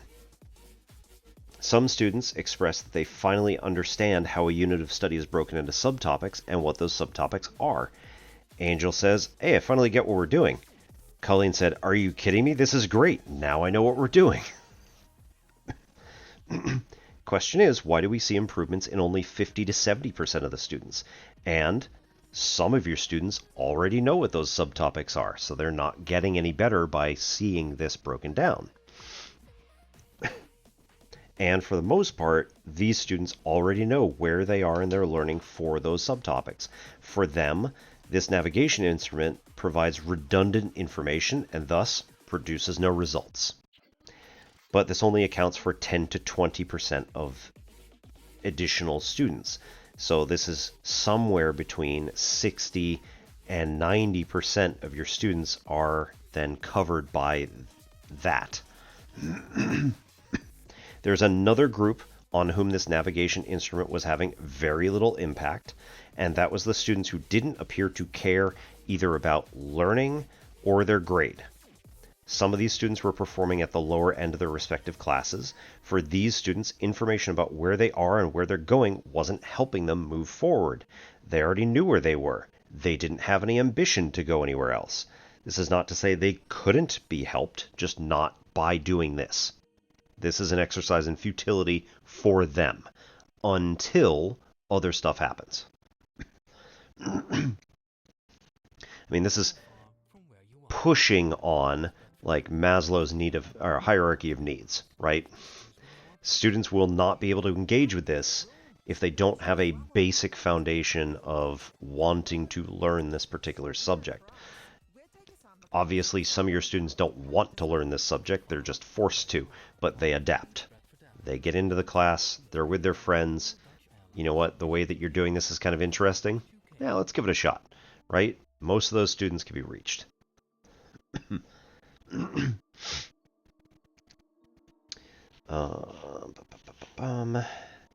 This is also not to say that all students performing at the lower end of their classes didn't care. We saw big improvements in many students who were previously performing poorly, many moving from failing to passing on a unit test. For these students, the unit of study was a complex collage of things that they just didn't know how to do. The navigation instrument cut through all that noise and gave them a map and allowed them to focus only on the easy questions, which they felt was an achievable step. Okay, we're just going to do basic. Once we do basic, we'll worry about that next step later. However, when we accounted for those students who already saw the subtopics and the students who didn't care, there were still students who didn't improve. These students were mostly achieving B's. Even the teacher had difficulty figuring out what was going on to bind this particular demographic together. It took interviews with those students to figure out what was happening here. Jordy said, "I got a B without doing anything. Why would I want to put in a bunch more work to get an A?" Steph, B is good enough for my mom. Chris, I'm not going to go the extra mile. It's not that this group doesn't care. They do. But what they care about are grades that are good enough. And what they don't care about is going the extra mile. This group of students got to where they were with little effort, and for them, with any more work, it would produce diminishing returns. From the perspective of economy, of effort,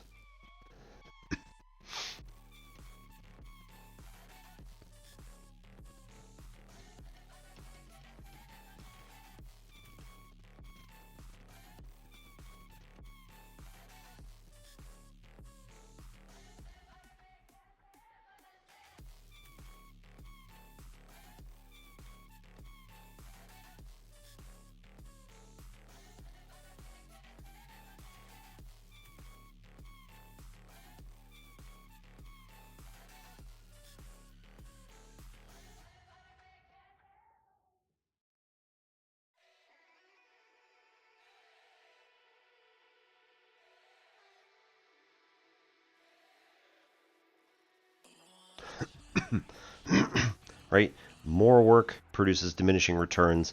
Their grades are good enough. Why do they need to care? From the perspective of economy of effort, these students are not wrong. If you can achieve your goal with practically no effort, no improvement would be worth more effort. This way of thinking is difficult to argue with. These students care only about the grade, which brings us back to the idea of evaluating what we value. Who's left is the students who care about their learning and want to improve, the 50 to 70%. For these students, a navigation instrument like the one that we have here not only provides information about where they are, where they're going, but also does so in a way that is clear to them. And with this clarity, they can begin navigating their learning and thinking about their learning. So trying to do meta-analysis is going to be absolutely super important for that particular group, because that particular group may never have thought about learning in this way ever before.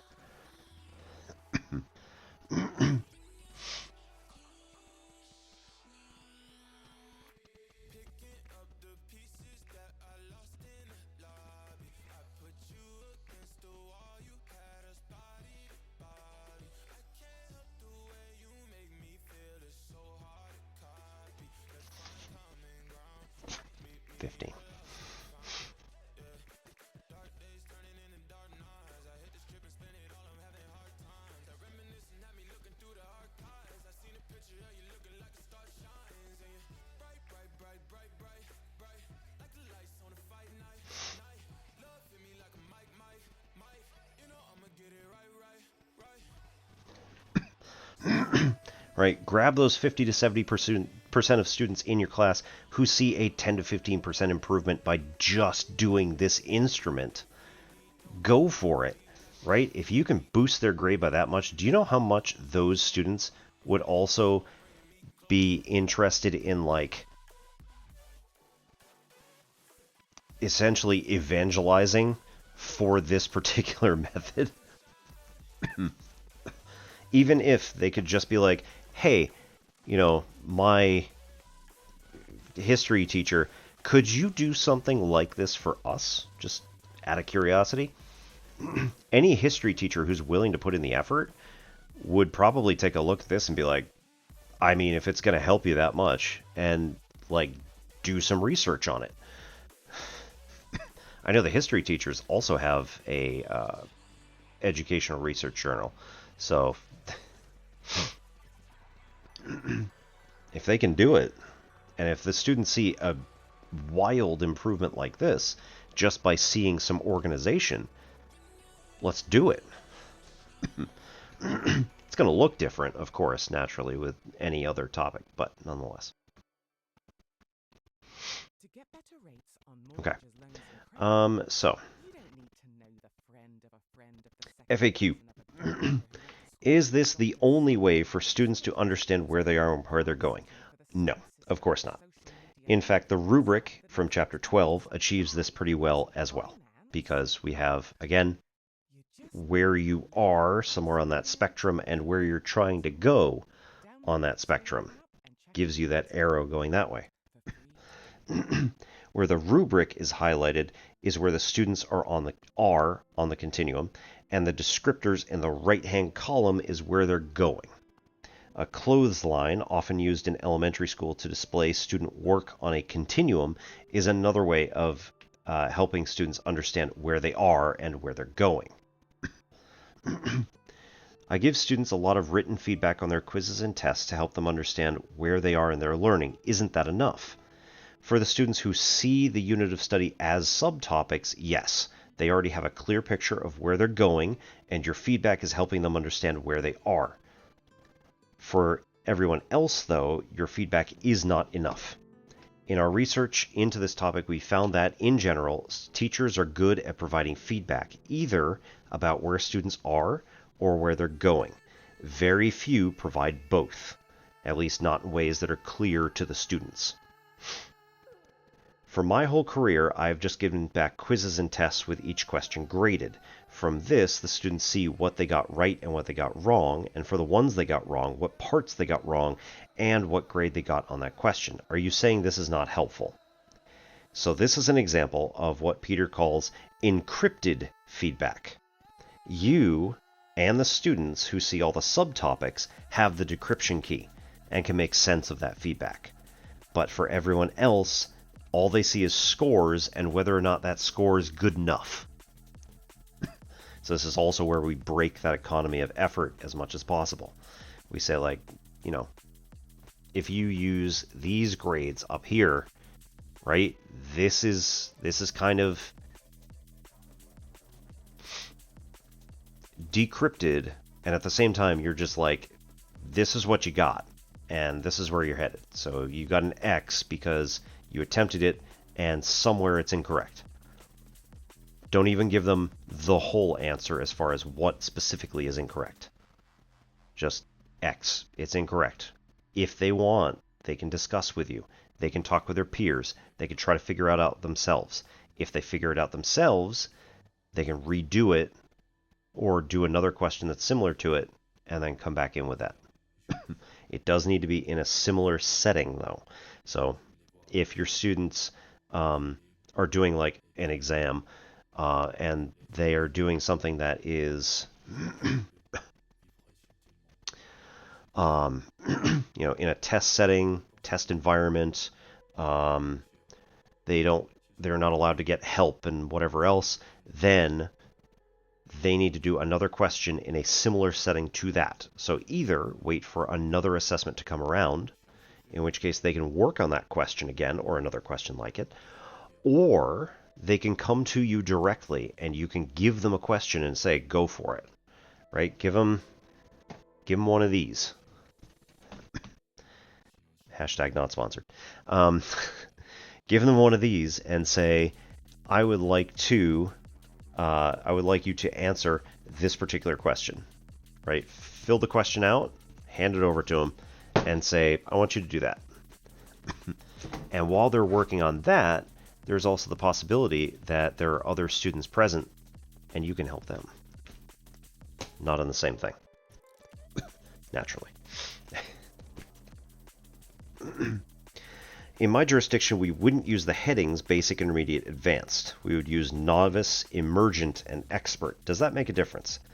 Yes, it makes a big difference. First, our research initially showed that Easy, Medium, Hard were the headings that students found the clearest. And this whole chapter is about communicating with students in a clear way. After reading Tracy Zager's book, 2017, we switched to the headings to Basic, Intermediate, Advanced with no degradation of student clarity or preference. The advantage with Basic, Intermediate, Advanced was that teachers preferred these headings over Easy, Medium, Hard. Whereas Basic, Intermediate, Advanced and Easy, Medium, Hard identified the complexity level of the questions, headings like Novice, Emergent, and Expert describe the abilities of the students. This makes a big difference. You can label the headings any way you want, as long as you're not talking about the complexity level, as long as you are talking about the complexity level of the questions or concepts, not the abilities of the students.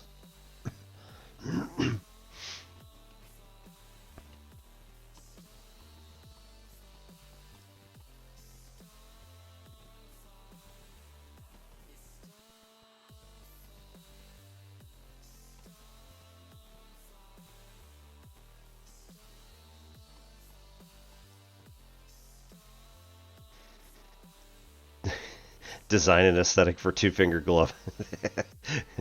Thanks, Hod. Nah, no worries. I'll take any sort of sarcasm. It's perfectly fine.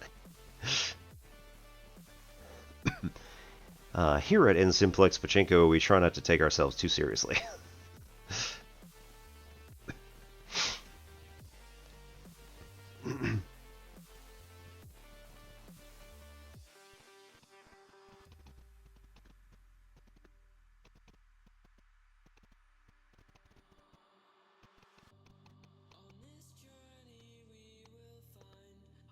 Right? So do not...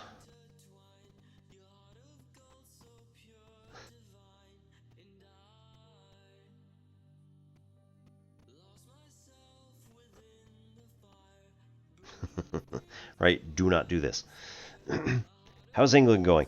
You know, yep. It's going pretty well.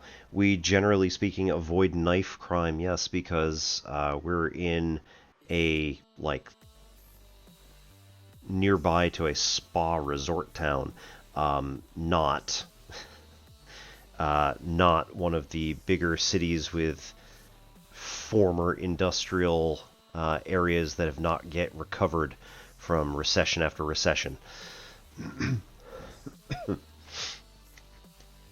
So, yeah, Leeds Bradford's a little rough. But generally speaking, as long as you're in populated areas that like are well lit, then you're fine. It's not gonna be a problem. The streets tend to roll up everywhere around 7 p.m. anyway, unless it's a football night. Fish and chips, yes, we have several locations right around us that are claiming to be the best in England. One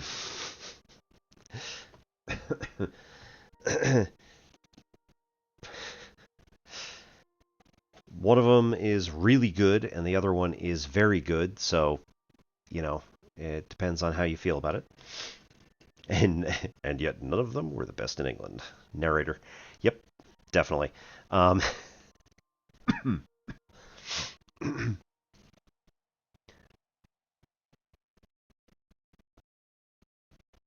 Although I will say I do like the one that is just up the hill from our downtown area, if I'm with the kids, because then we have a nice sit-down area, right? And the fish is nice and crispy, and they have like 4 different types of fish. So there's typically like, I don't think it's cod around here, but they've got like, 4 different whitefish. So you can get flounder or plaice or something like cod. It's more of a States thing, I think. Oh, is it still English? Okay. Did the kiddos make it into Hogwarts? So we did our interviews to get into the private school that the U.S. government has been paying for. Thank you for your tax money.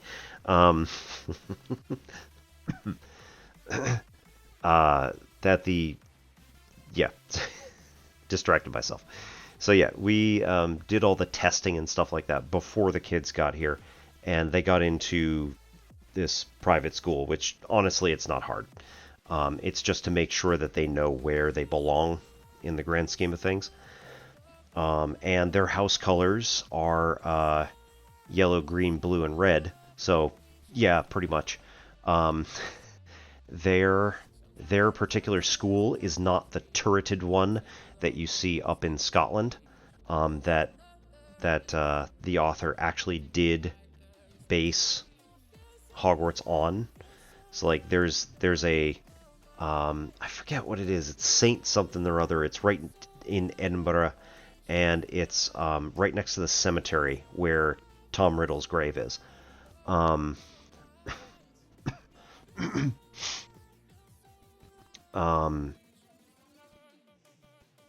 Yeah, there's like this turreted school. It's got, turrets at the corners and stuff like that. And it's actually a private school for orphans. Like if you were orphaned, you would traditionally be put there as wards of the state. And more recently, there have been a lot fewer orphans. So instead, they've been, yeah, you've been there. So earlier, or more recently, they've been accepting, like giving scholarships to other students. So kids who have come from like poor backgrounds or various other things, they'll ask them to basically write an essay explaining why they think they should go to that school. And anybody who's like, I read Harry Potter, they're just like, nah. You got a scholarship one time? Yeah, I got a scholarship in college right at the beginning. And then I mostly didn't bother because my grades weren't good enough. And the first semester was for studying physics, or my first year. I got $500 a semester for studying physics. And then I left the physics program and went to math education, which is, it worked out well. High school, 5-year boarding, nice. I don't suppose that was Exeter, New Hampshire.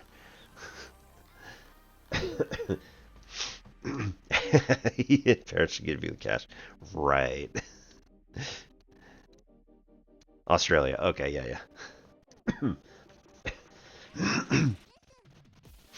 Yeah, so I found out that the Phillips Exeter Academy and the Phillips Andover Academy in Andover, Mass, and Exeter, New Hampshire, were actually named after a Phillips who's like a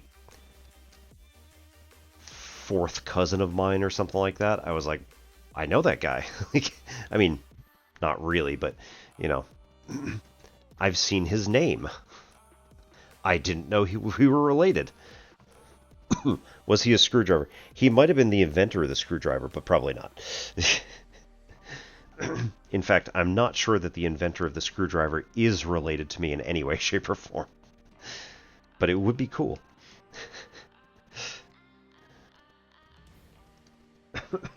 No, I know the Phillips head, yeah.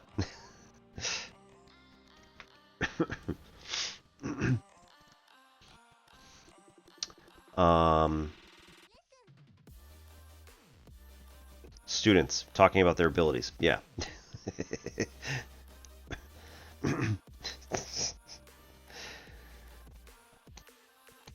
Could make a cool guy say, in my family, are you kidding me? In Chapter 12, you dispensed with the heading altogether and opted instead just for an arrow. Why not the same here? Yes, we thought of the same thing. So we tried this with early iterations of this research into helping students see where they are and where they're going. It worked well to a point, but then the students and the teachers began to talk about the feedback and the complexity level of different outcomes, and they spontaneously began to create names for the columns, first, second, third, 1, 2, 3, whatever. And once we realized that headings were inevitable, then we began experimenting with different headings, and the end result became what's on the navigation instrument, i.e. basic, intermediate, advanced.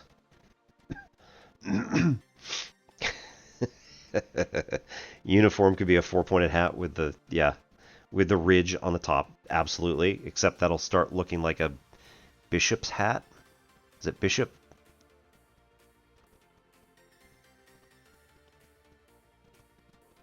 I don't know enough about Catholicism generally. I see those cardinals, bishops, somebody with the black hats that are like perfectly round, and then they got the ridge going one way and then the opposite way. I can think of a few of my students who would see the headings basic, intermediate, advanced and just opt to only go for basic. Is this a problem?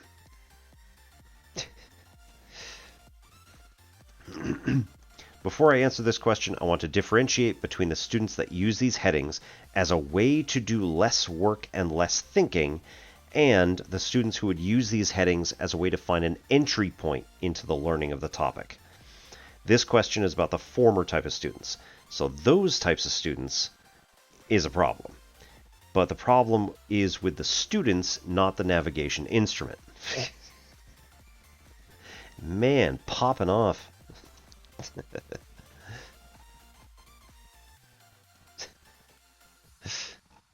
A good attitude. I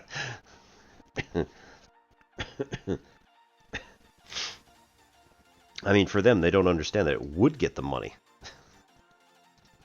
They would get more money if they work real hard at this stuff. And do a level of complexity that would rival even mine. But like they said before you got here, basically a lot of them are just looking to do just enough. It's like Office Space.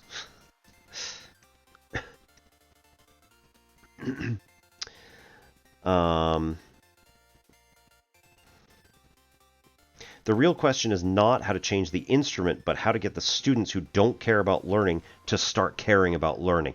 Right, that's going to be a perennial problem. I won't address this here, but I can say for students who use these headings as an entry point into learning the topic, the heading offered them a place to start, basic. Once they clearly saw where they were and what came next, intermediate, they were more likely to try to take that next step, and they wanted to level up. I notice that the pattern navigation instruments have actual questions in the cells, while fraction navigation instrument had question numbers. Is this because the pattern instrument is for primary grades and fraction instrument is for intermediate grades? Nope. Although we found that putting actual questions into the navigation instrument worked well for students of all grades, the length of some of the questions in the upper grades was not conducive to using this. However, using question numbers did not work well for primary students. The extra step of mapping a question number to a question at the back of an outcome or complexity level was too much mapping for the students, so they didn't quite get it. And of course, they're primary grade students. Takes a little bit of work. At the same time, a list of question numbers did not allow primary students to discern what bound a set of questions together to make an outcome. So in order to go, they'd have to copy all of the questions or get them all together to see what it is that these questions are bound by. Instead, we put the questions all together, and they can just look at the questions together, and then look at the next column and look at those questions together, and look at the next column and look at those questions together, and say, ah, that's why these are different.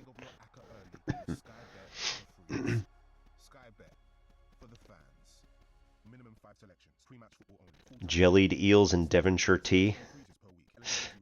Could be interesting. Maybe a cheeky haggis and some black pudding. Haggis I'm okay with. Black pudding, I think I've only done that once.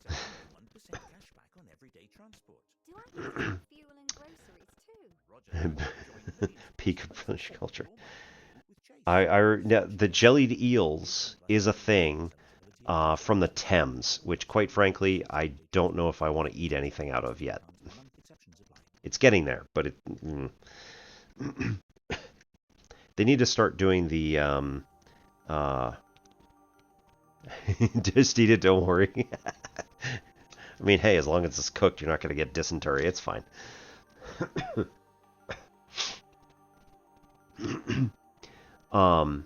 There was an Evan Ettinger video on YouTube about jellied eels and like the history of jellied eels and why jellied eels are a thing. So it is quite interesting if you go check that out. Look at British people. It's got to be... Oh no. Most of the people don't eat jellied eels anymore.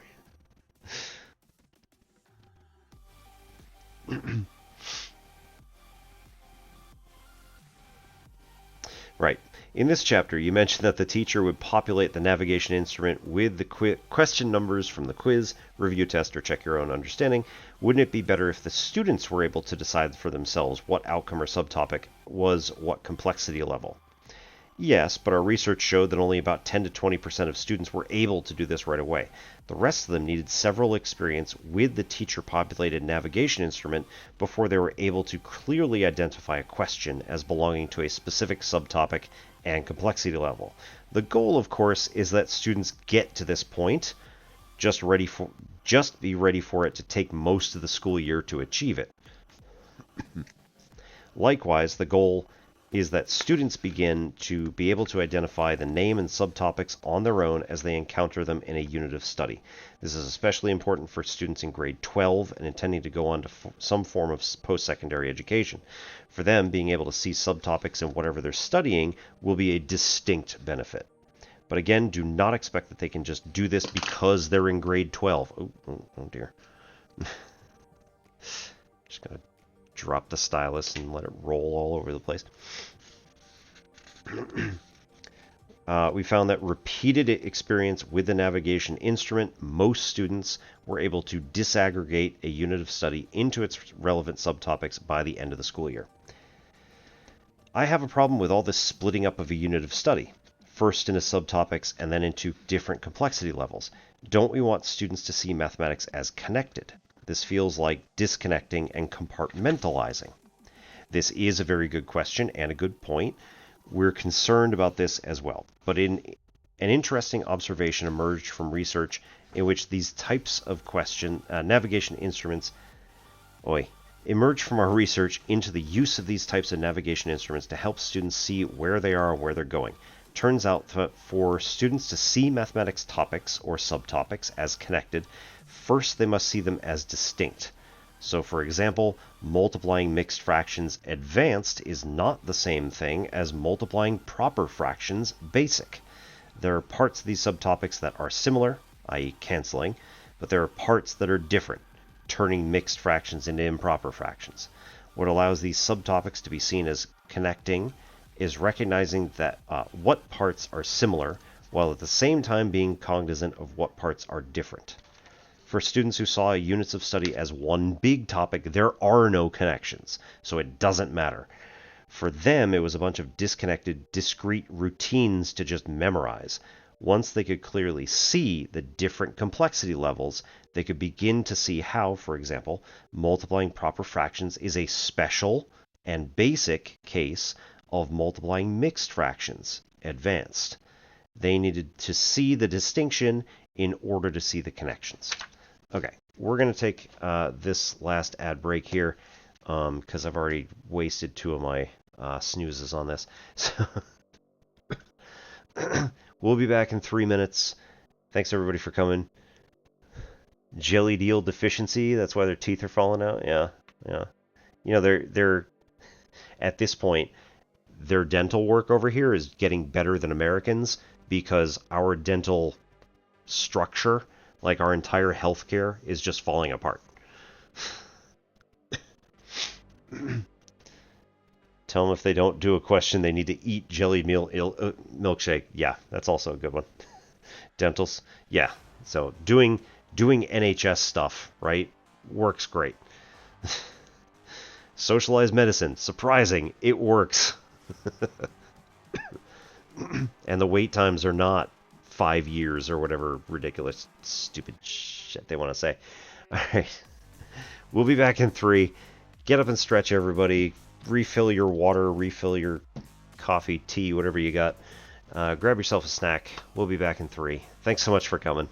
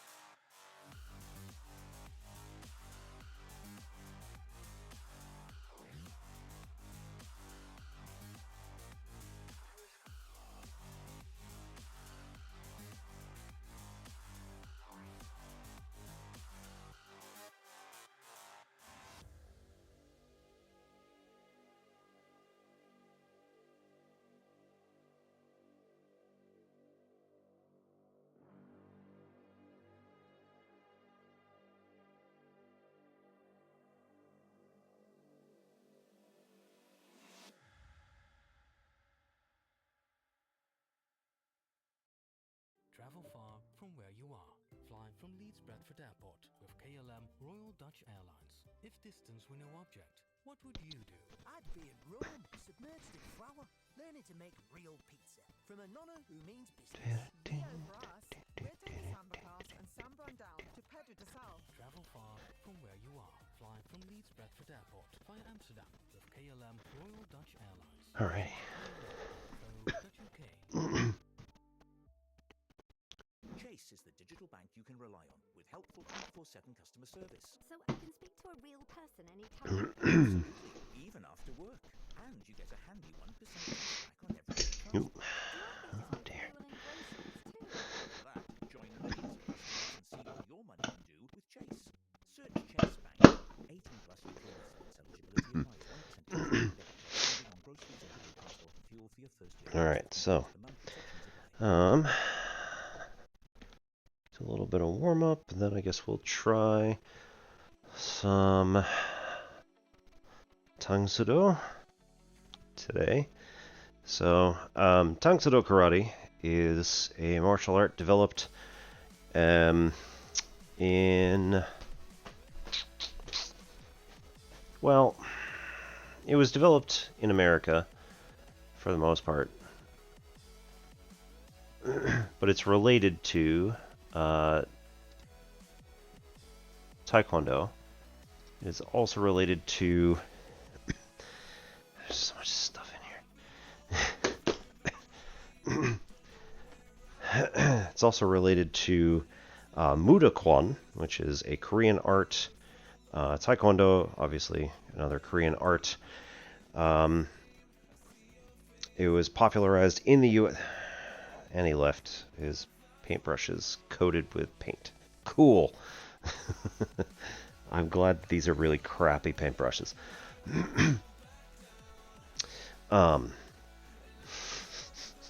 It was popularized in the United States by Chuck Norris. Yes, that Chuck Norris. And so he, for the most part, did like Tang-Soo-Do Karate. The particular group that I was with was out of like the DC, Baltimore area, and for the most part did a bunch of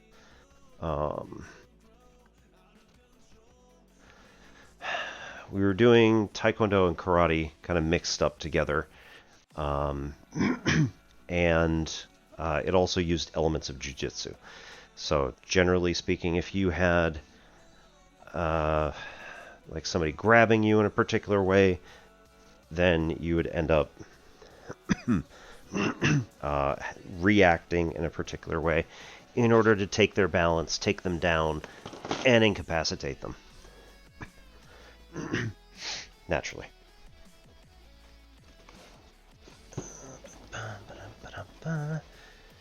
So, let's do a couple of... Jeez.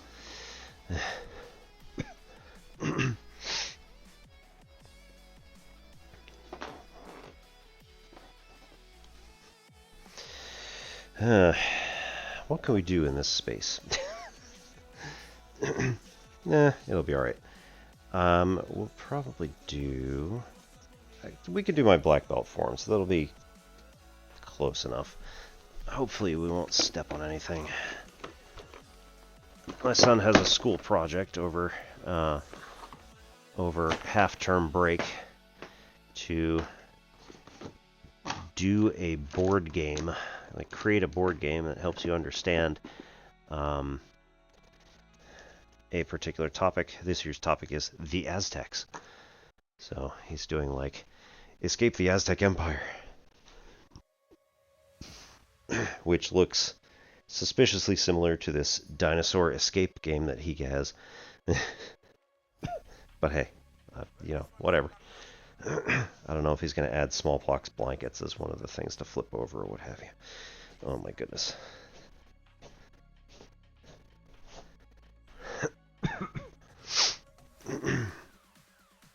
Right, so Shinte is my first black belt form, which starts Jinbi.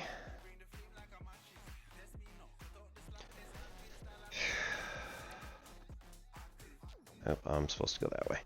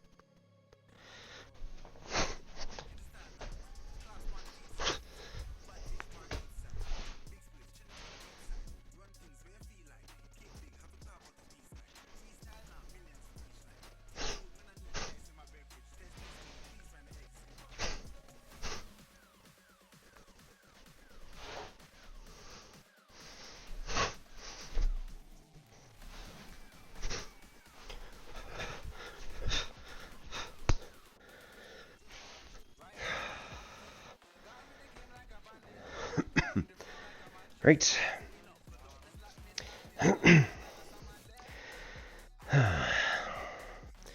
So first black belt form is designed to wear you out. No, not really. For the most part, that one's a showcase of just different stances, different blocks, and a few interesting new tricks. So one of them is coming from this side here in Chunkul, or this aggressive forward stance. We're here, and then we want to come across, and we're basically trying to like take out the knee of a competitor, somebody who's trying to hurt us, and then we have two people in front of us, like on either side. It's basically three people coming at us, I guess. And we come out and forward and basically clothesline both of them. And then we have to turn around and do the same this way. So that's a neat little trick that we picked up from that one. Not all the moves are reasonable, but they're all at least interesting and relevant to be able to show that your body can move in a specific way. All right. And secondly, bus side eye.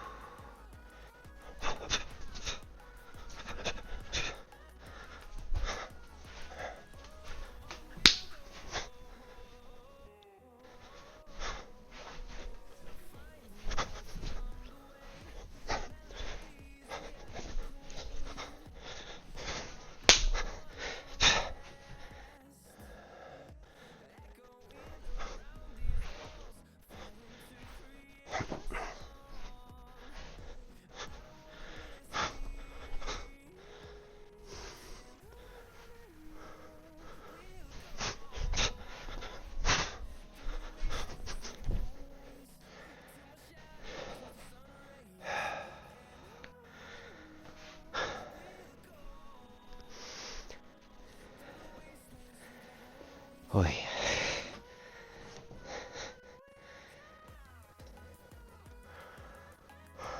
That one gets exhausting.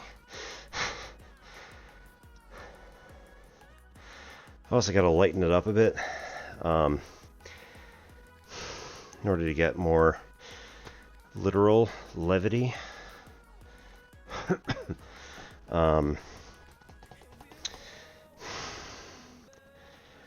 And the Tai Chi that I'm learning is really helping, especially with those last couple of moves where we're coming around and then doing a back fist downward. Because as we're coming around this way, we here. Good enough. Using the momentum of this arm swinging up and then dropping the body weight down allows the back of your fist to become essentially like a hammer. And you put very little effort into all of it. Then we switch to the opposite side.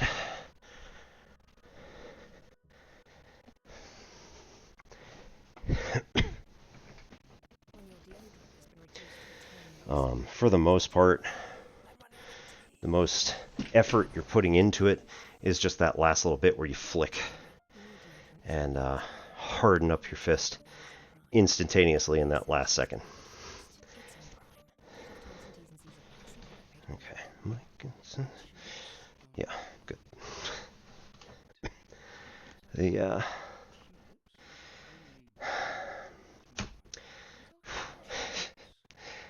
The chair thing that I'm sitting on, not the chair, but the mat that's on the ground underneath the chair, is just keeps bunching up and moving forward. so I keep having to move it back every so often. Oh well.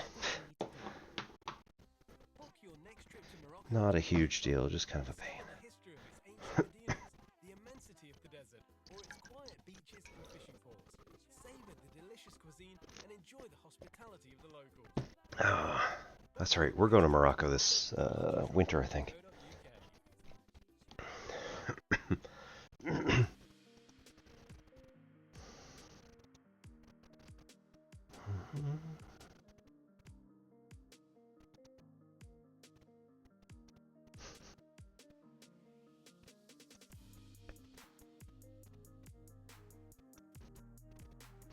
Anyway. Okay. Getting through the last bits of the FAQ. Going to talk a little bit about the questions that are here for, interesting thinking tasks for students to work on.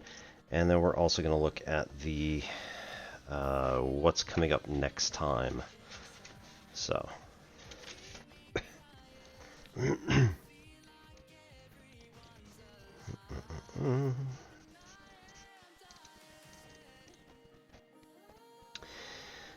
In my jurisdiction, we've been told that we should be starting the learning goal or outcome for that lesson at the beginning of the lesson. Doesn't that take care of helping students see a unit of study as a collection of subtopics? Oh, it should be stating the learning goal, outcome, etc. at the beginning of a lesson. In theory, yes. In reality, however, it doesn't.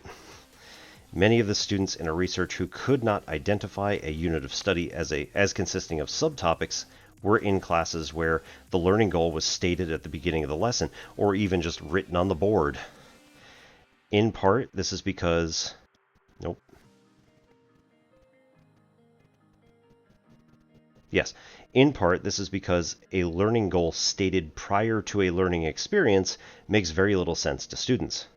For example, saying to a grade 10 student, today we're going to learn how to factor trinomials where the leading coefficient is not 1, makes as much sense as me saying to you in that in the next chapter we're going to learn how to find minimum spanning tree of an edge-weighted undirected graph. Until your students get to experience the mathematics and see how different tasks in this subtopic are connected and are different from other tasks, these kinds of statements are not going to mean much. Names of concepts should come after the experiences with those concepts. This is, in part, why consolidation from the bottom is so effective. It names the ideas after the students have experienced them. By the way, in the next chapter, we're not going to find the minimum spanning tree of an edge-weighted undirected graph.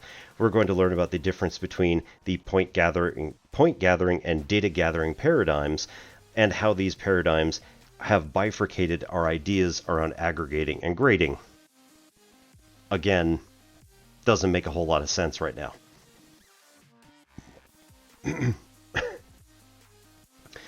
Ultimately, this chapter is about self-assessment. You actually mention this in several places. How is this different from the many other forms of self-assessment that have been used for the last several decades? Self-assessment, as used in classrooms for the last several decades, has been largely based on students' opinions of their abilities. The navigation instrument, on the other hand, is a form of self-assessment that is based on the data of students' abilities. This, it turns out, makes a big difference not only about what self-assessment captures, but also how students use and perceive the feedback from self-assessment. We found that students, for the most part, took the data coming out of the navigation instrument very seriously. The same was not true of the feedback coming out of opinion-based self-assessments. In truth, it could be argued that opinion-based self-assessment is not a form of feedback at all. One student in our research referred to these types of self-assessments as feed-forward because students tell it what they can do, not the other way around. Isn't the use of this type of navigation instrument not just a type of outcomes-based assessment? Yes and no. It is a form of outcomes-based assessment in that it is delineating outcomes for the purpose of assessment. But outcomes-based assessment is typically used to describe how outcomes are used in grading and reporting. Although this navigation instrument can be used for that purpose, the chapter is focused on how to communicate to students where they are and where they're going vis-a-vis outcomes and complexity levels. In this regard, you might say that it's a form of outcomes-based self-assessment. How to use this instrument, additionally for the purposes of grading and reporting, will be discussed in the next chapter. How can I know if I'm doing a good job helping my students know where they are and where they're going? At the end of each unit of study, ask your students to make a review test on which they will get 100. If they can do this, then they know what they know. Ask them to make a review test on which they will get a 50. If they can do this, then they know what they don't know. And what they know.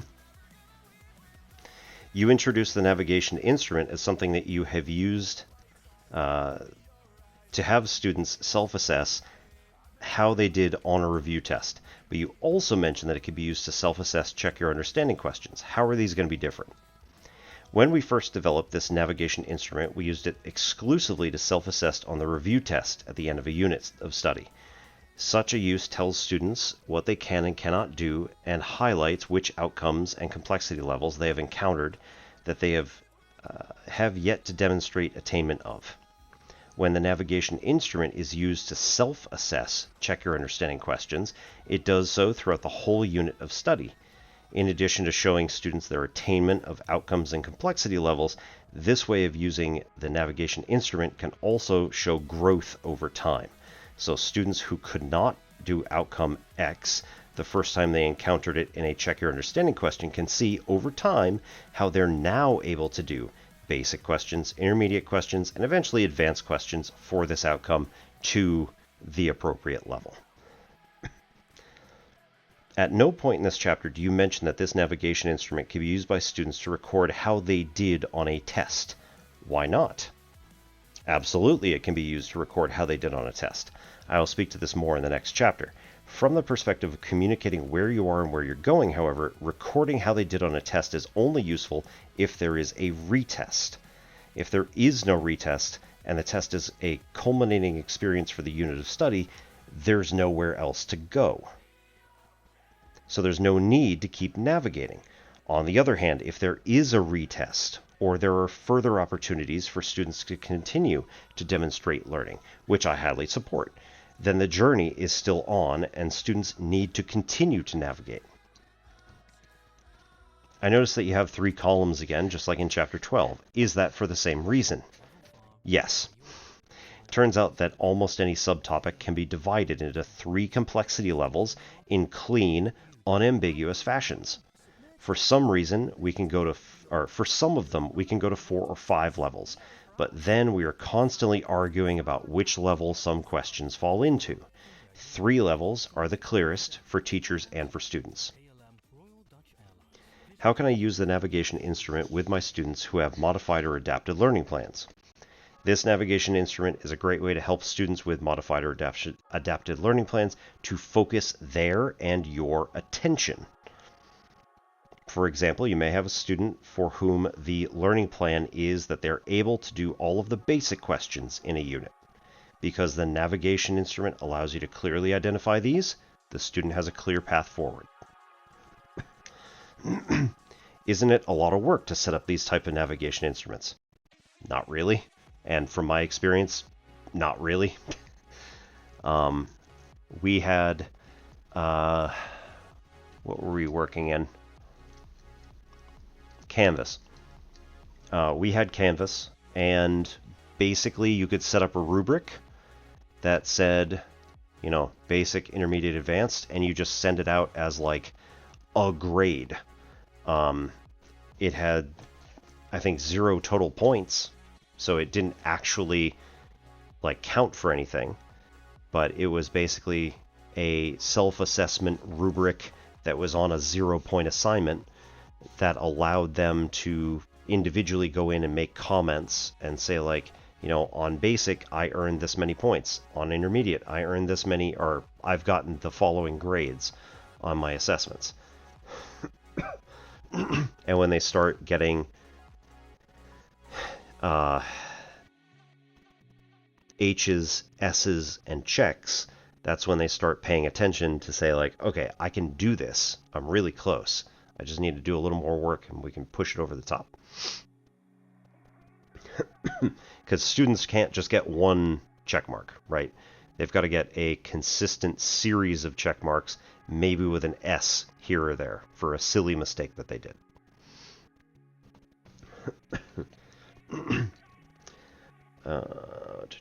My experience is that if a teacher can sit down and create a unit test without referring to any resources, then they can create one of these navigation instruments off the top of their head. If it is the first time you're teaching a particular curriculum, or if you yourself do not see all the subtopics, then use your resources. Most resources are organized by subtopic and complexity level already. You just need to map them onto a grid.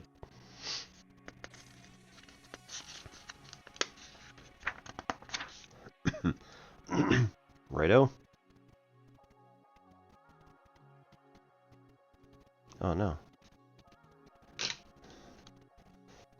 My hand's all naked.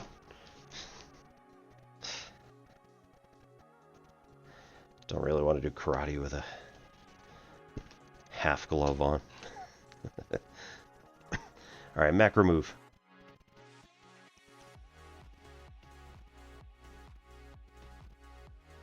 Help students see where they are and where they are going.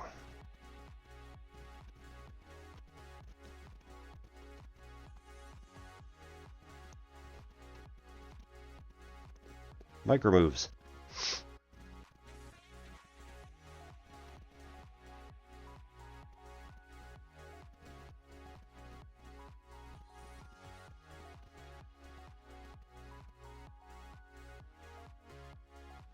Right, construct a navigation instrument like the ones we saw up above. Make a 3-column, well, it's a 4-column table, but make a 3-column assessment. Sort of. It's not a rubric. Don't call it a rubric, otherwise my former boss will start haunting me. Find a navigation instrument. Have it have 3 columns with 1 heading column, and then put the headings across the top for, again, basic, intermediate, advanced. Have them be either mapped to particular questions or write the questions in to those blocks.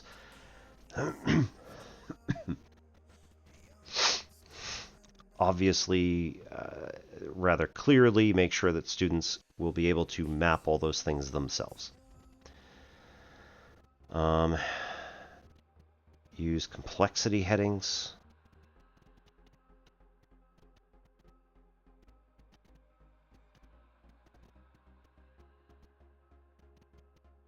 We didn't do that one.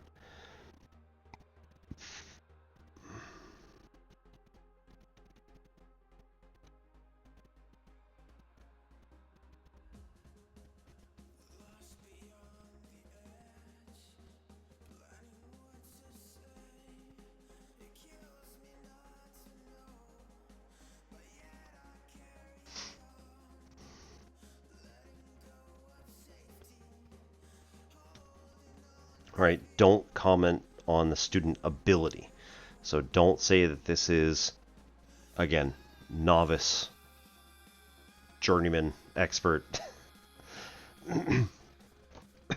As much as we would appreciate the Skyrim reference, it does tend to make the students feel judged, that is where they are, and that is what they identify with. And so there is no movement for them. They're not able to continue moving. A lot of them will just pretty much sit there because they're like, yeah, that's where I'm at. And they'll lose the navigation on where to go. Use the instrument to help students record achievement on quizzes and review tests.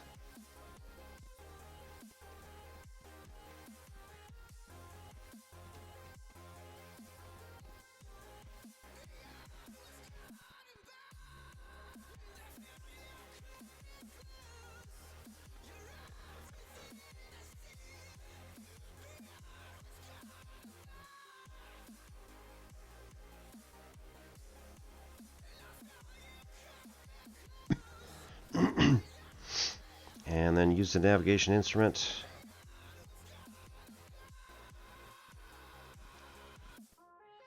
To help students record continuous progress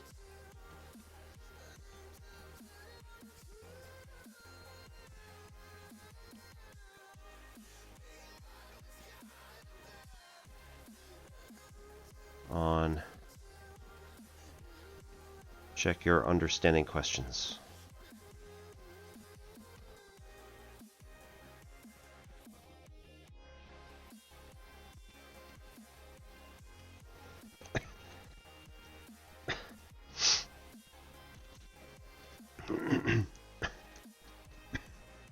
All right.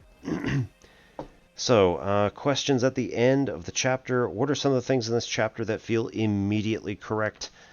For me, helping students get a bearing and a location is very near and dear to my heart because I did really well with orienteering and scouts as well. And my dad was a pilot, so, learning about how to navigate was kind of an important part of my preteen and teenage years. The navigation instrument itself is not particularly difficult. It's just going to take some time. And once you get it set up, you're not going to change it again, probably. So it's going to last for, as long as you're teaching that particular subject. Which of your students see subtopics within a unit and which do not? I can remember back to some of my classes and, quite clearly there were there were some clear delineations in terms of just who could understand what all the things were and who was just like, I don't know, we're doing quadratics. And that's it. Again, nuance versus not nuanced thoughts. We want to try to get students as nuanced as possible. And especially when you're working in a college setting, right, higher education, you want students to be exposed to further ideas than they have been exposed to. It's the whole point of college. It's the whole point of education in general. Become exposed to new ideas.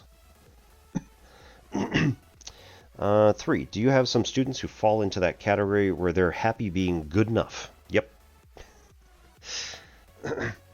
I probably was not quite there.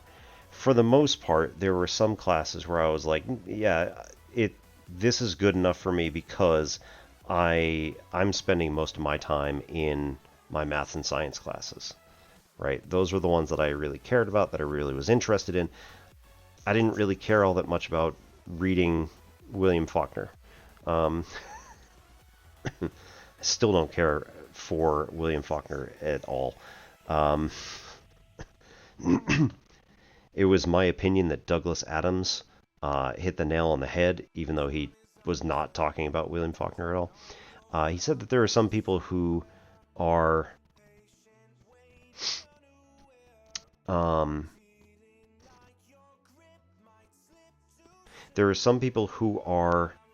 so literary with a capital L that they have forgotten how to be literate with a lowercase l.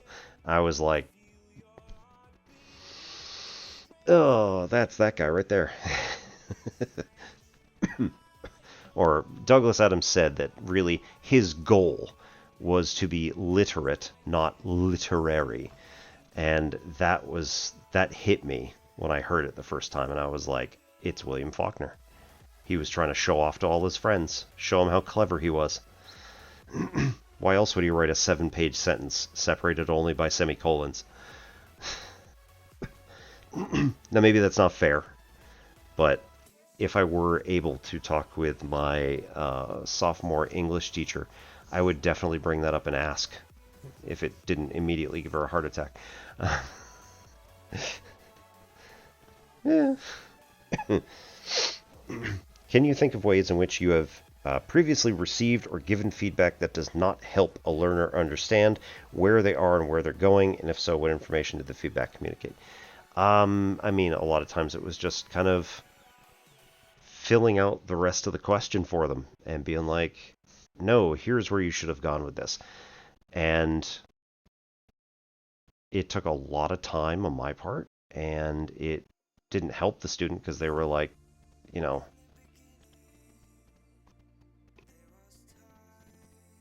they might see the next one step that I gave them, but then like all the rest of the stuff that I filled out after that didn't make any difference to them. So why bother?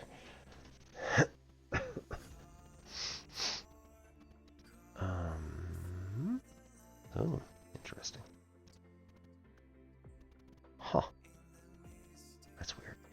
Sorry. One of my all-time top cheerers there just kind of disappeared. So they must have deleted their account or something. Weird. Anyway. What information did the feedback communicate? It communicated the rest of the question. How much they're missing on it. But again, it didn't really do much in terms of giving them information. Can you think of ways in which your feedback has ever been encrypted in a way that obfuscates where students are and where they're going? What I just said. Can you think of other ways in which you can help students understand where they are and where they're going? I mean...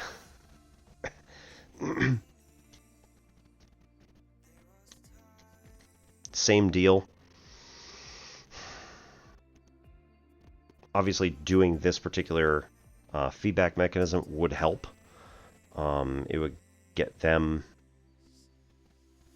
to be able to do something. It would give them a little bit more useful feedback and tell them, again, where they are, where they're going.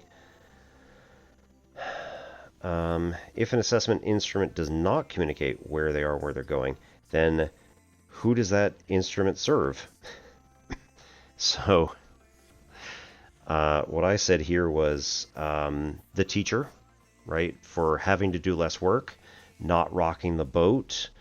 Administration, it shows alignment to the objectives on skills-based objectives, and also to parents to give them a sense of familiarity. If we're giving these feedback profiles to the students, they take them home to their parents, and they look at it, and there's a bunch of N's and S's and X's and check marks and stuff like that. Like, they haven't been trained on it, so they don't know what they're looking at. Although, if you are in public schools, you would generally talk with the parents at the beginning of the year with a big, you know, here's what I'm doing, here's the ethos of everything we're trying out. Try this. Construct a navigation instrument like the one above for your next unit of study. You can lift outcomes out of your curriculum or resource, or, if you wish, you can decide for yourself what the outcomes should be. If you're choosing the latter option, there's a trick you can use to start it. Start by making an end-of-unit test. As you're making the test, every time you say to yourself, I need one of these, write down in your own words what one of these is. For example, a growing pattern, adding two-digit numbers without regrouping, graphing sinusoidal curve with a period other than 2 pi, etc. At the same time, when you find yourself saying, ooh, I need 2 of these, one of these and one of these, pause yourself and ask what differentiates these and those, and what places them at different complexity levels, basic, intermediate, advanced.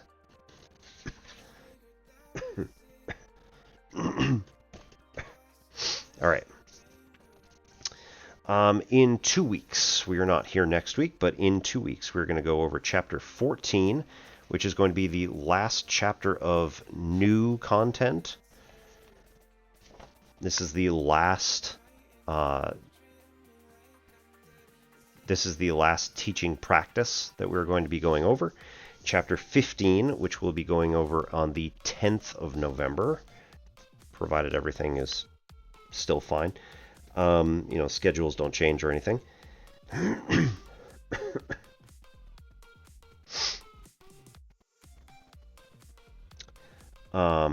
Yeah.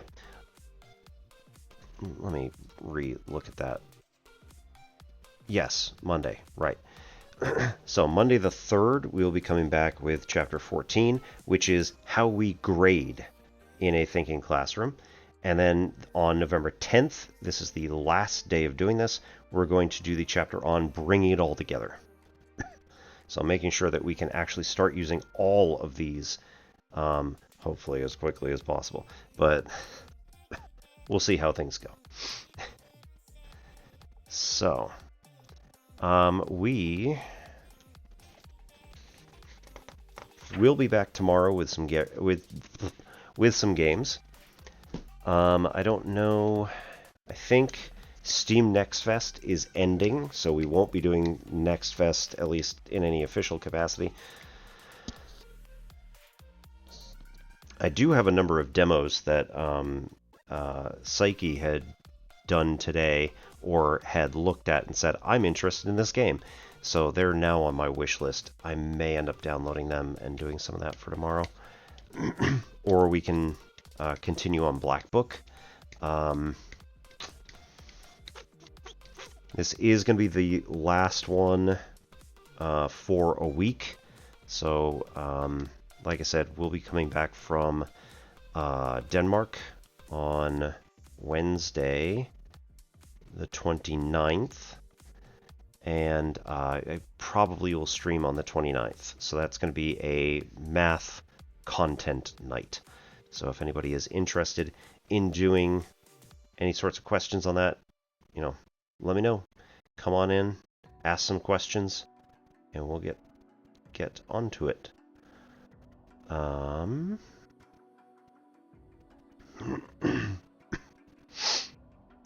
Just looking at who's on tonight.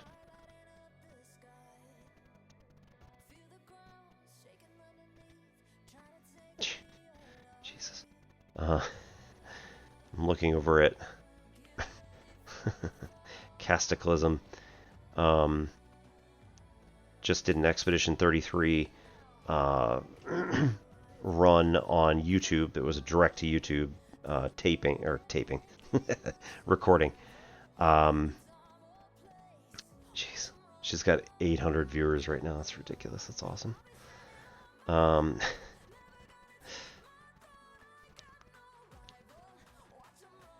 Alright, we'll go over and see Dr. Gold, who is currently working on 3 variable. He's doing some 3D graphing. Maybe some calculus with that. We'll see how that's going.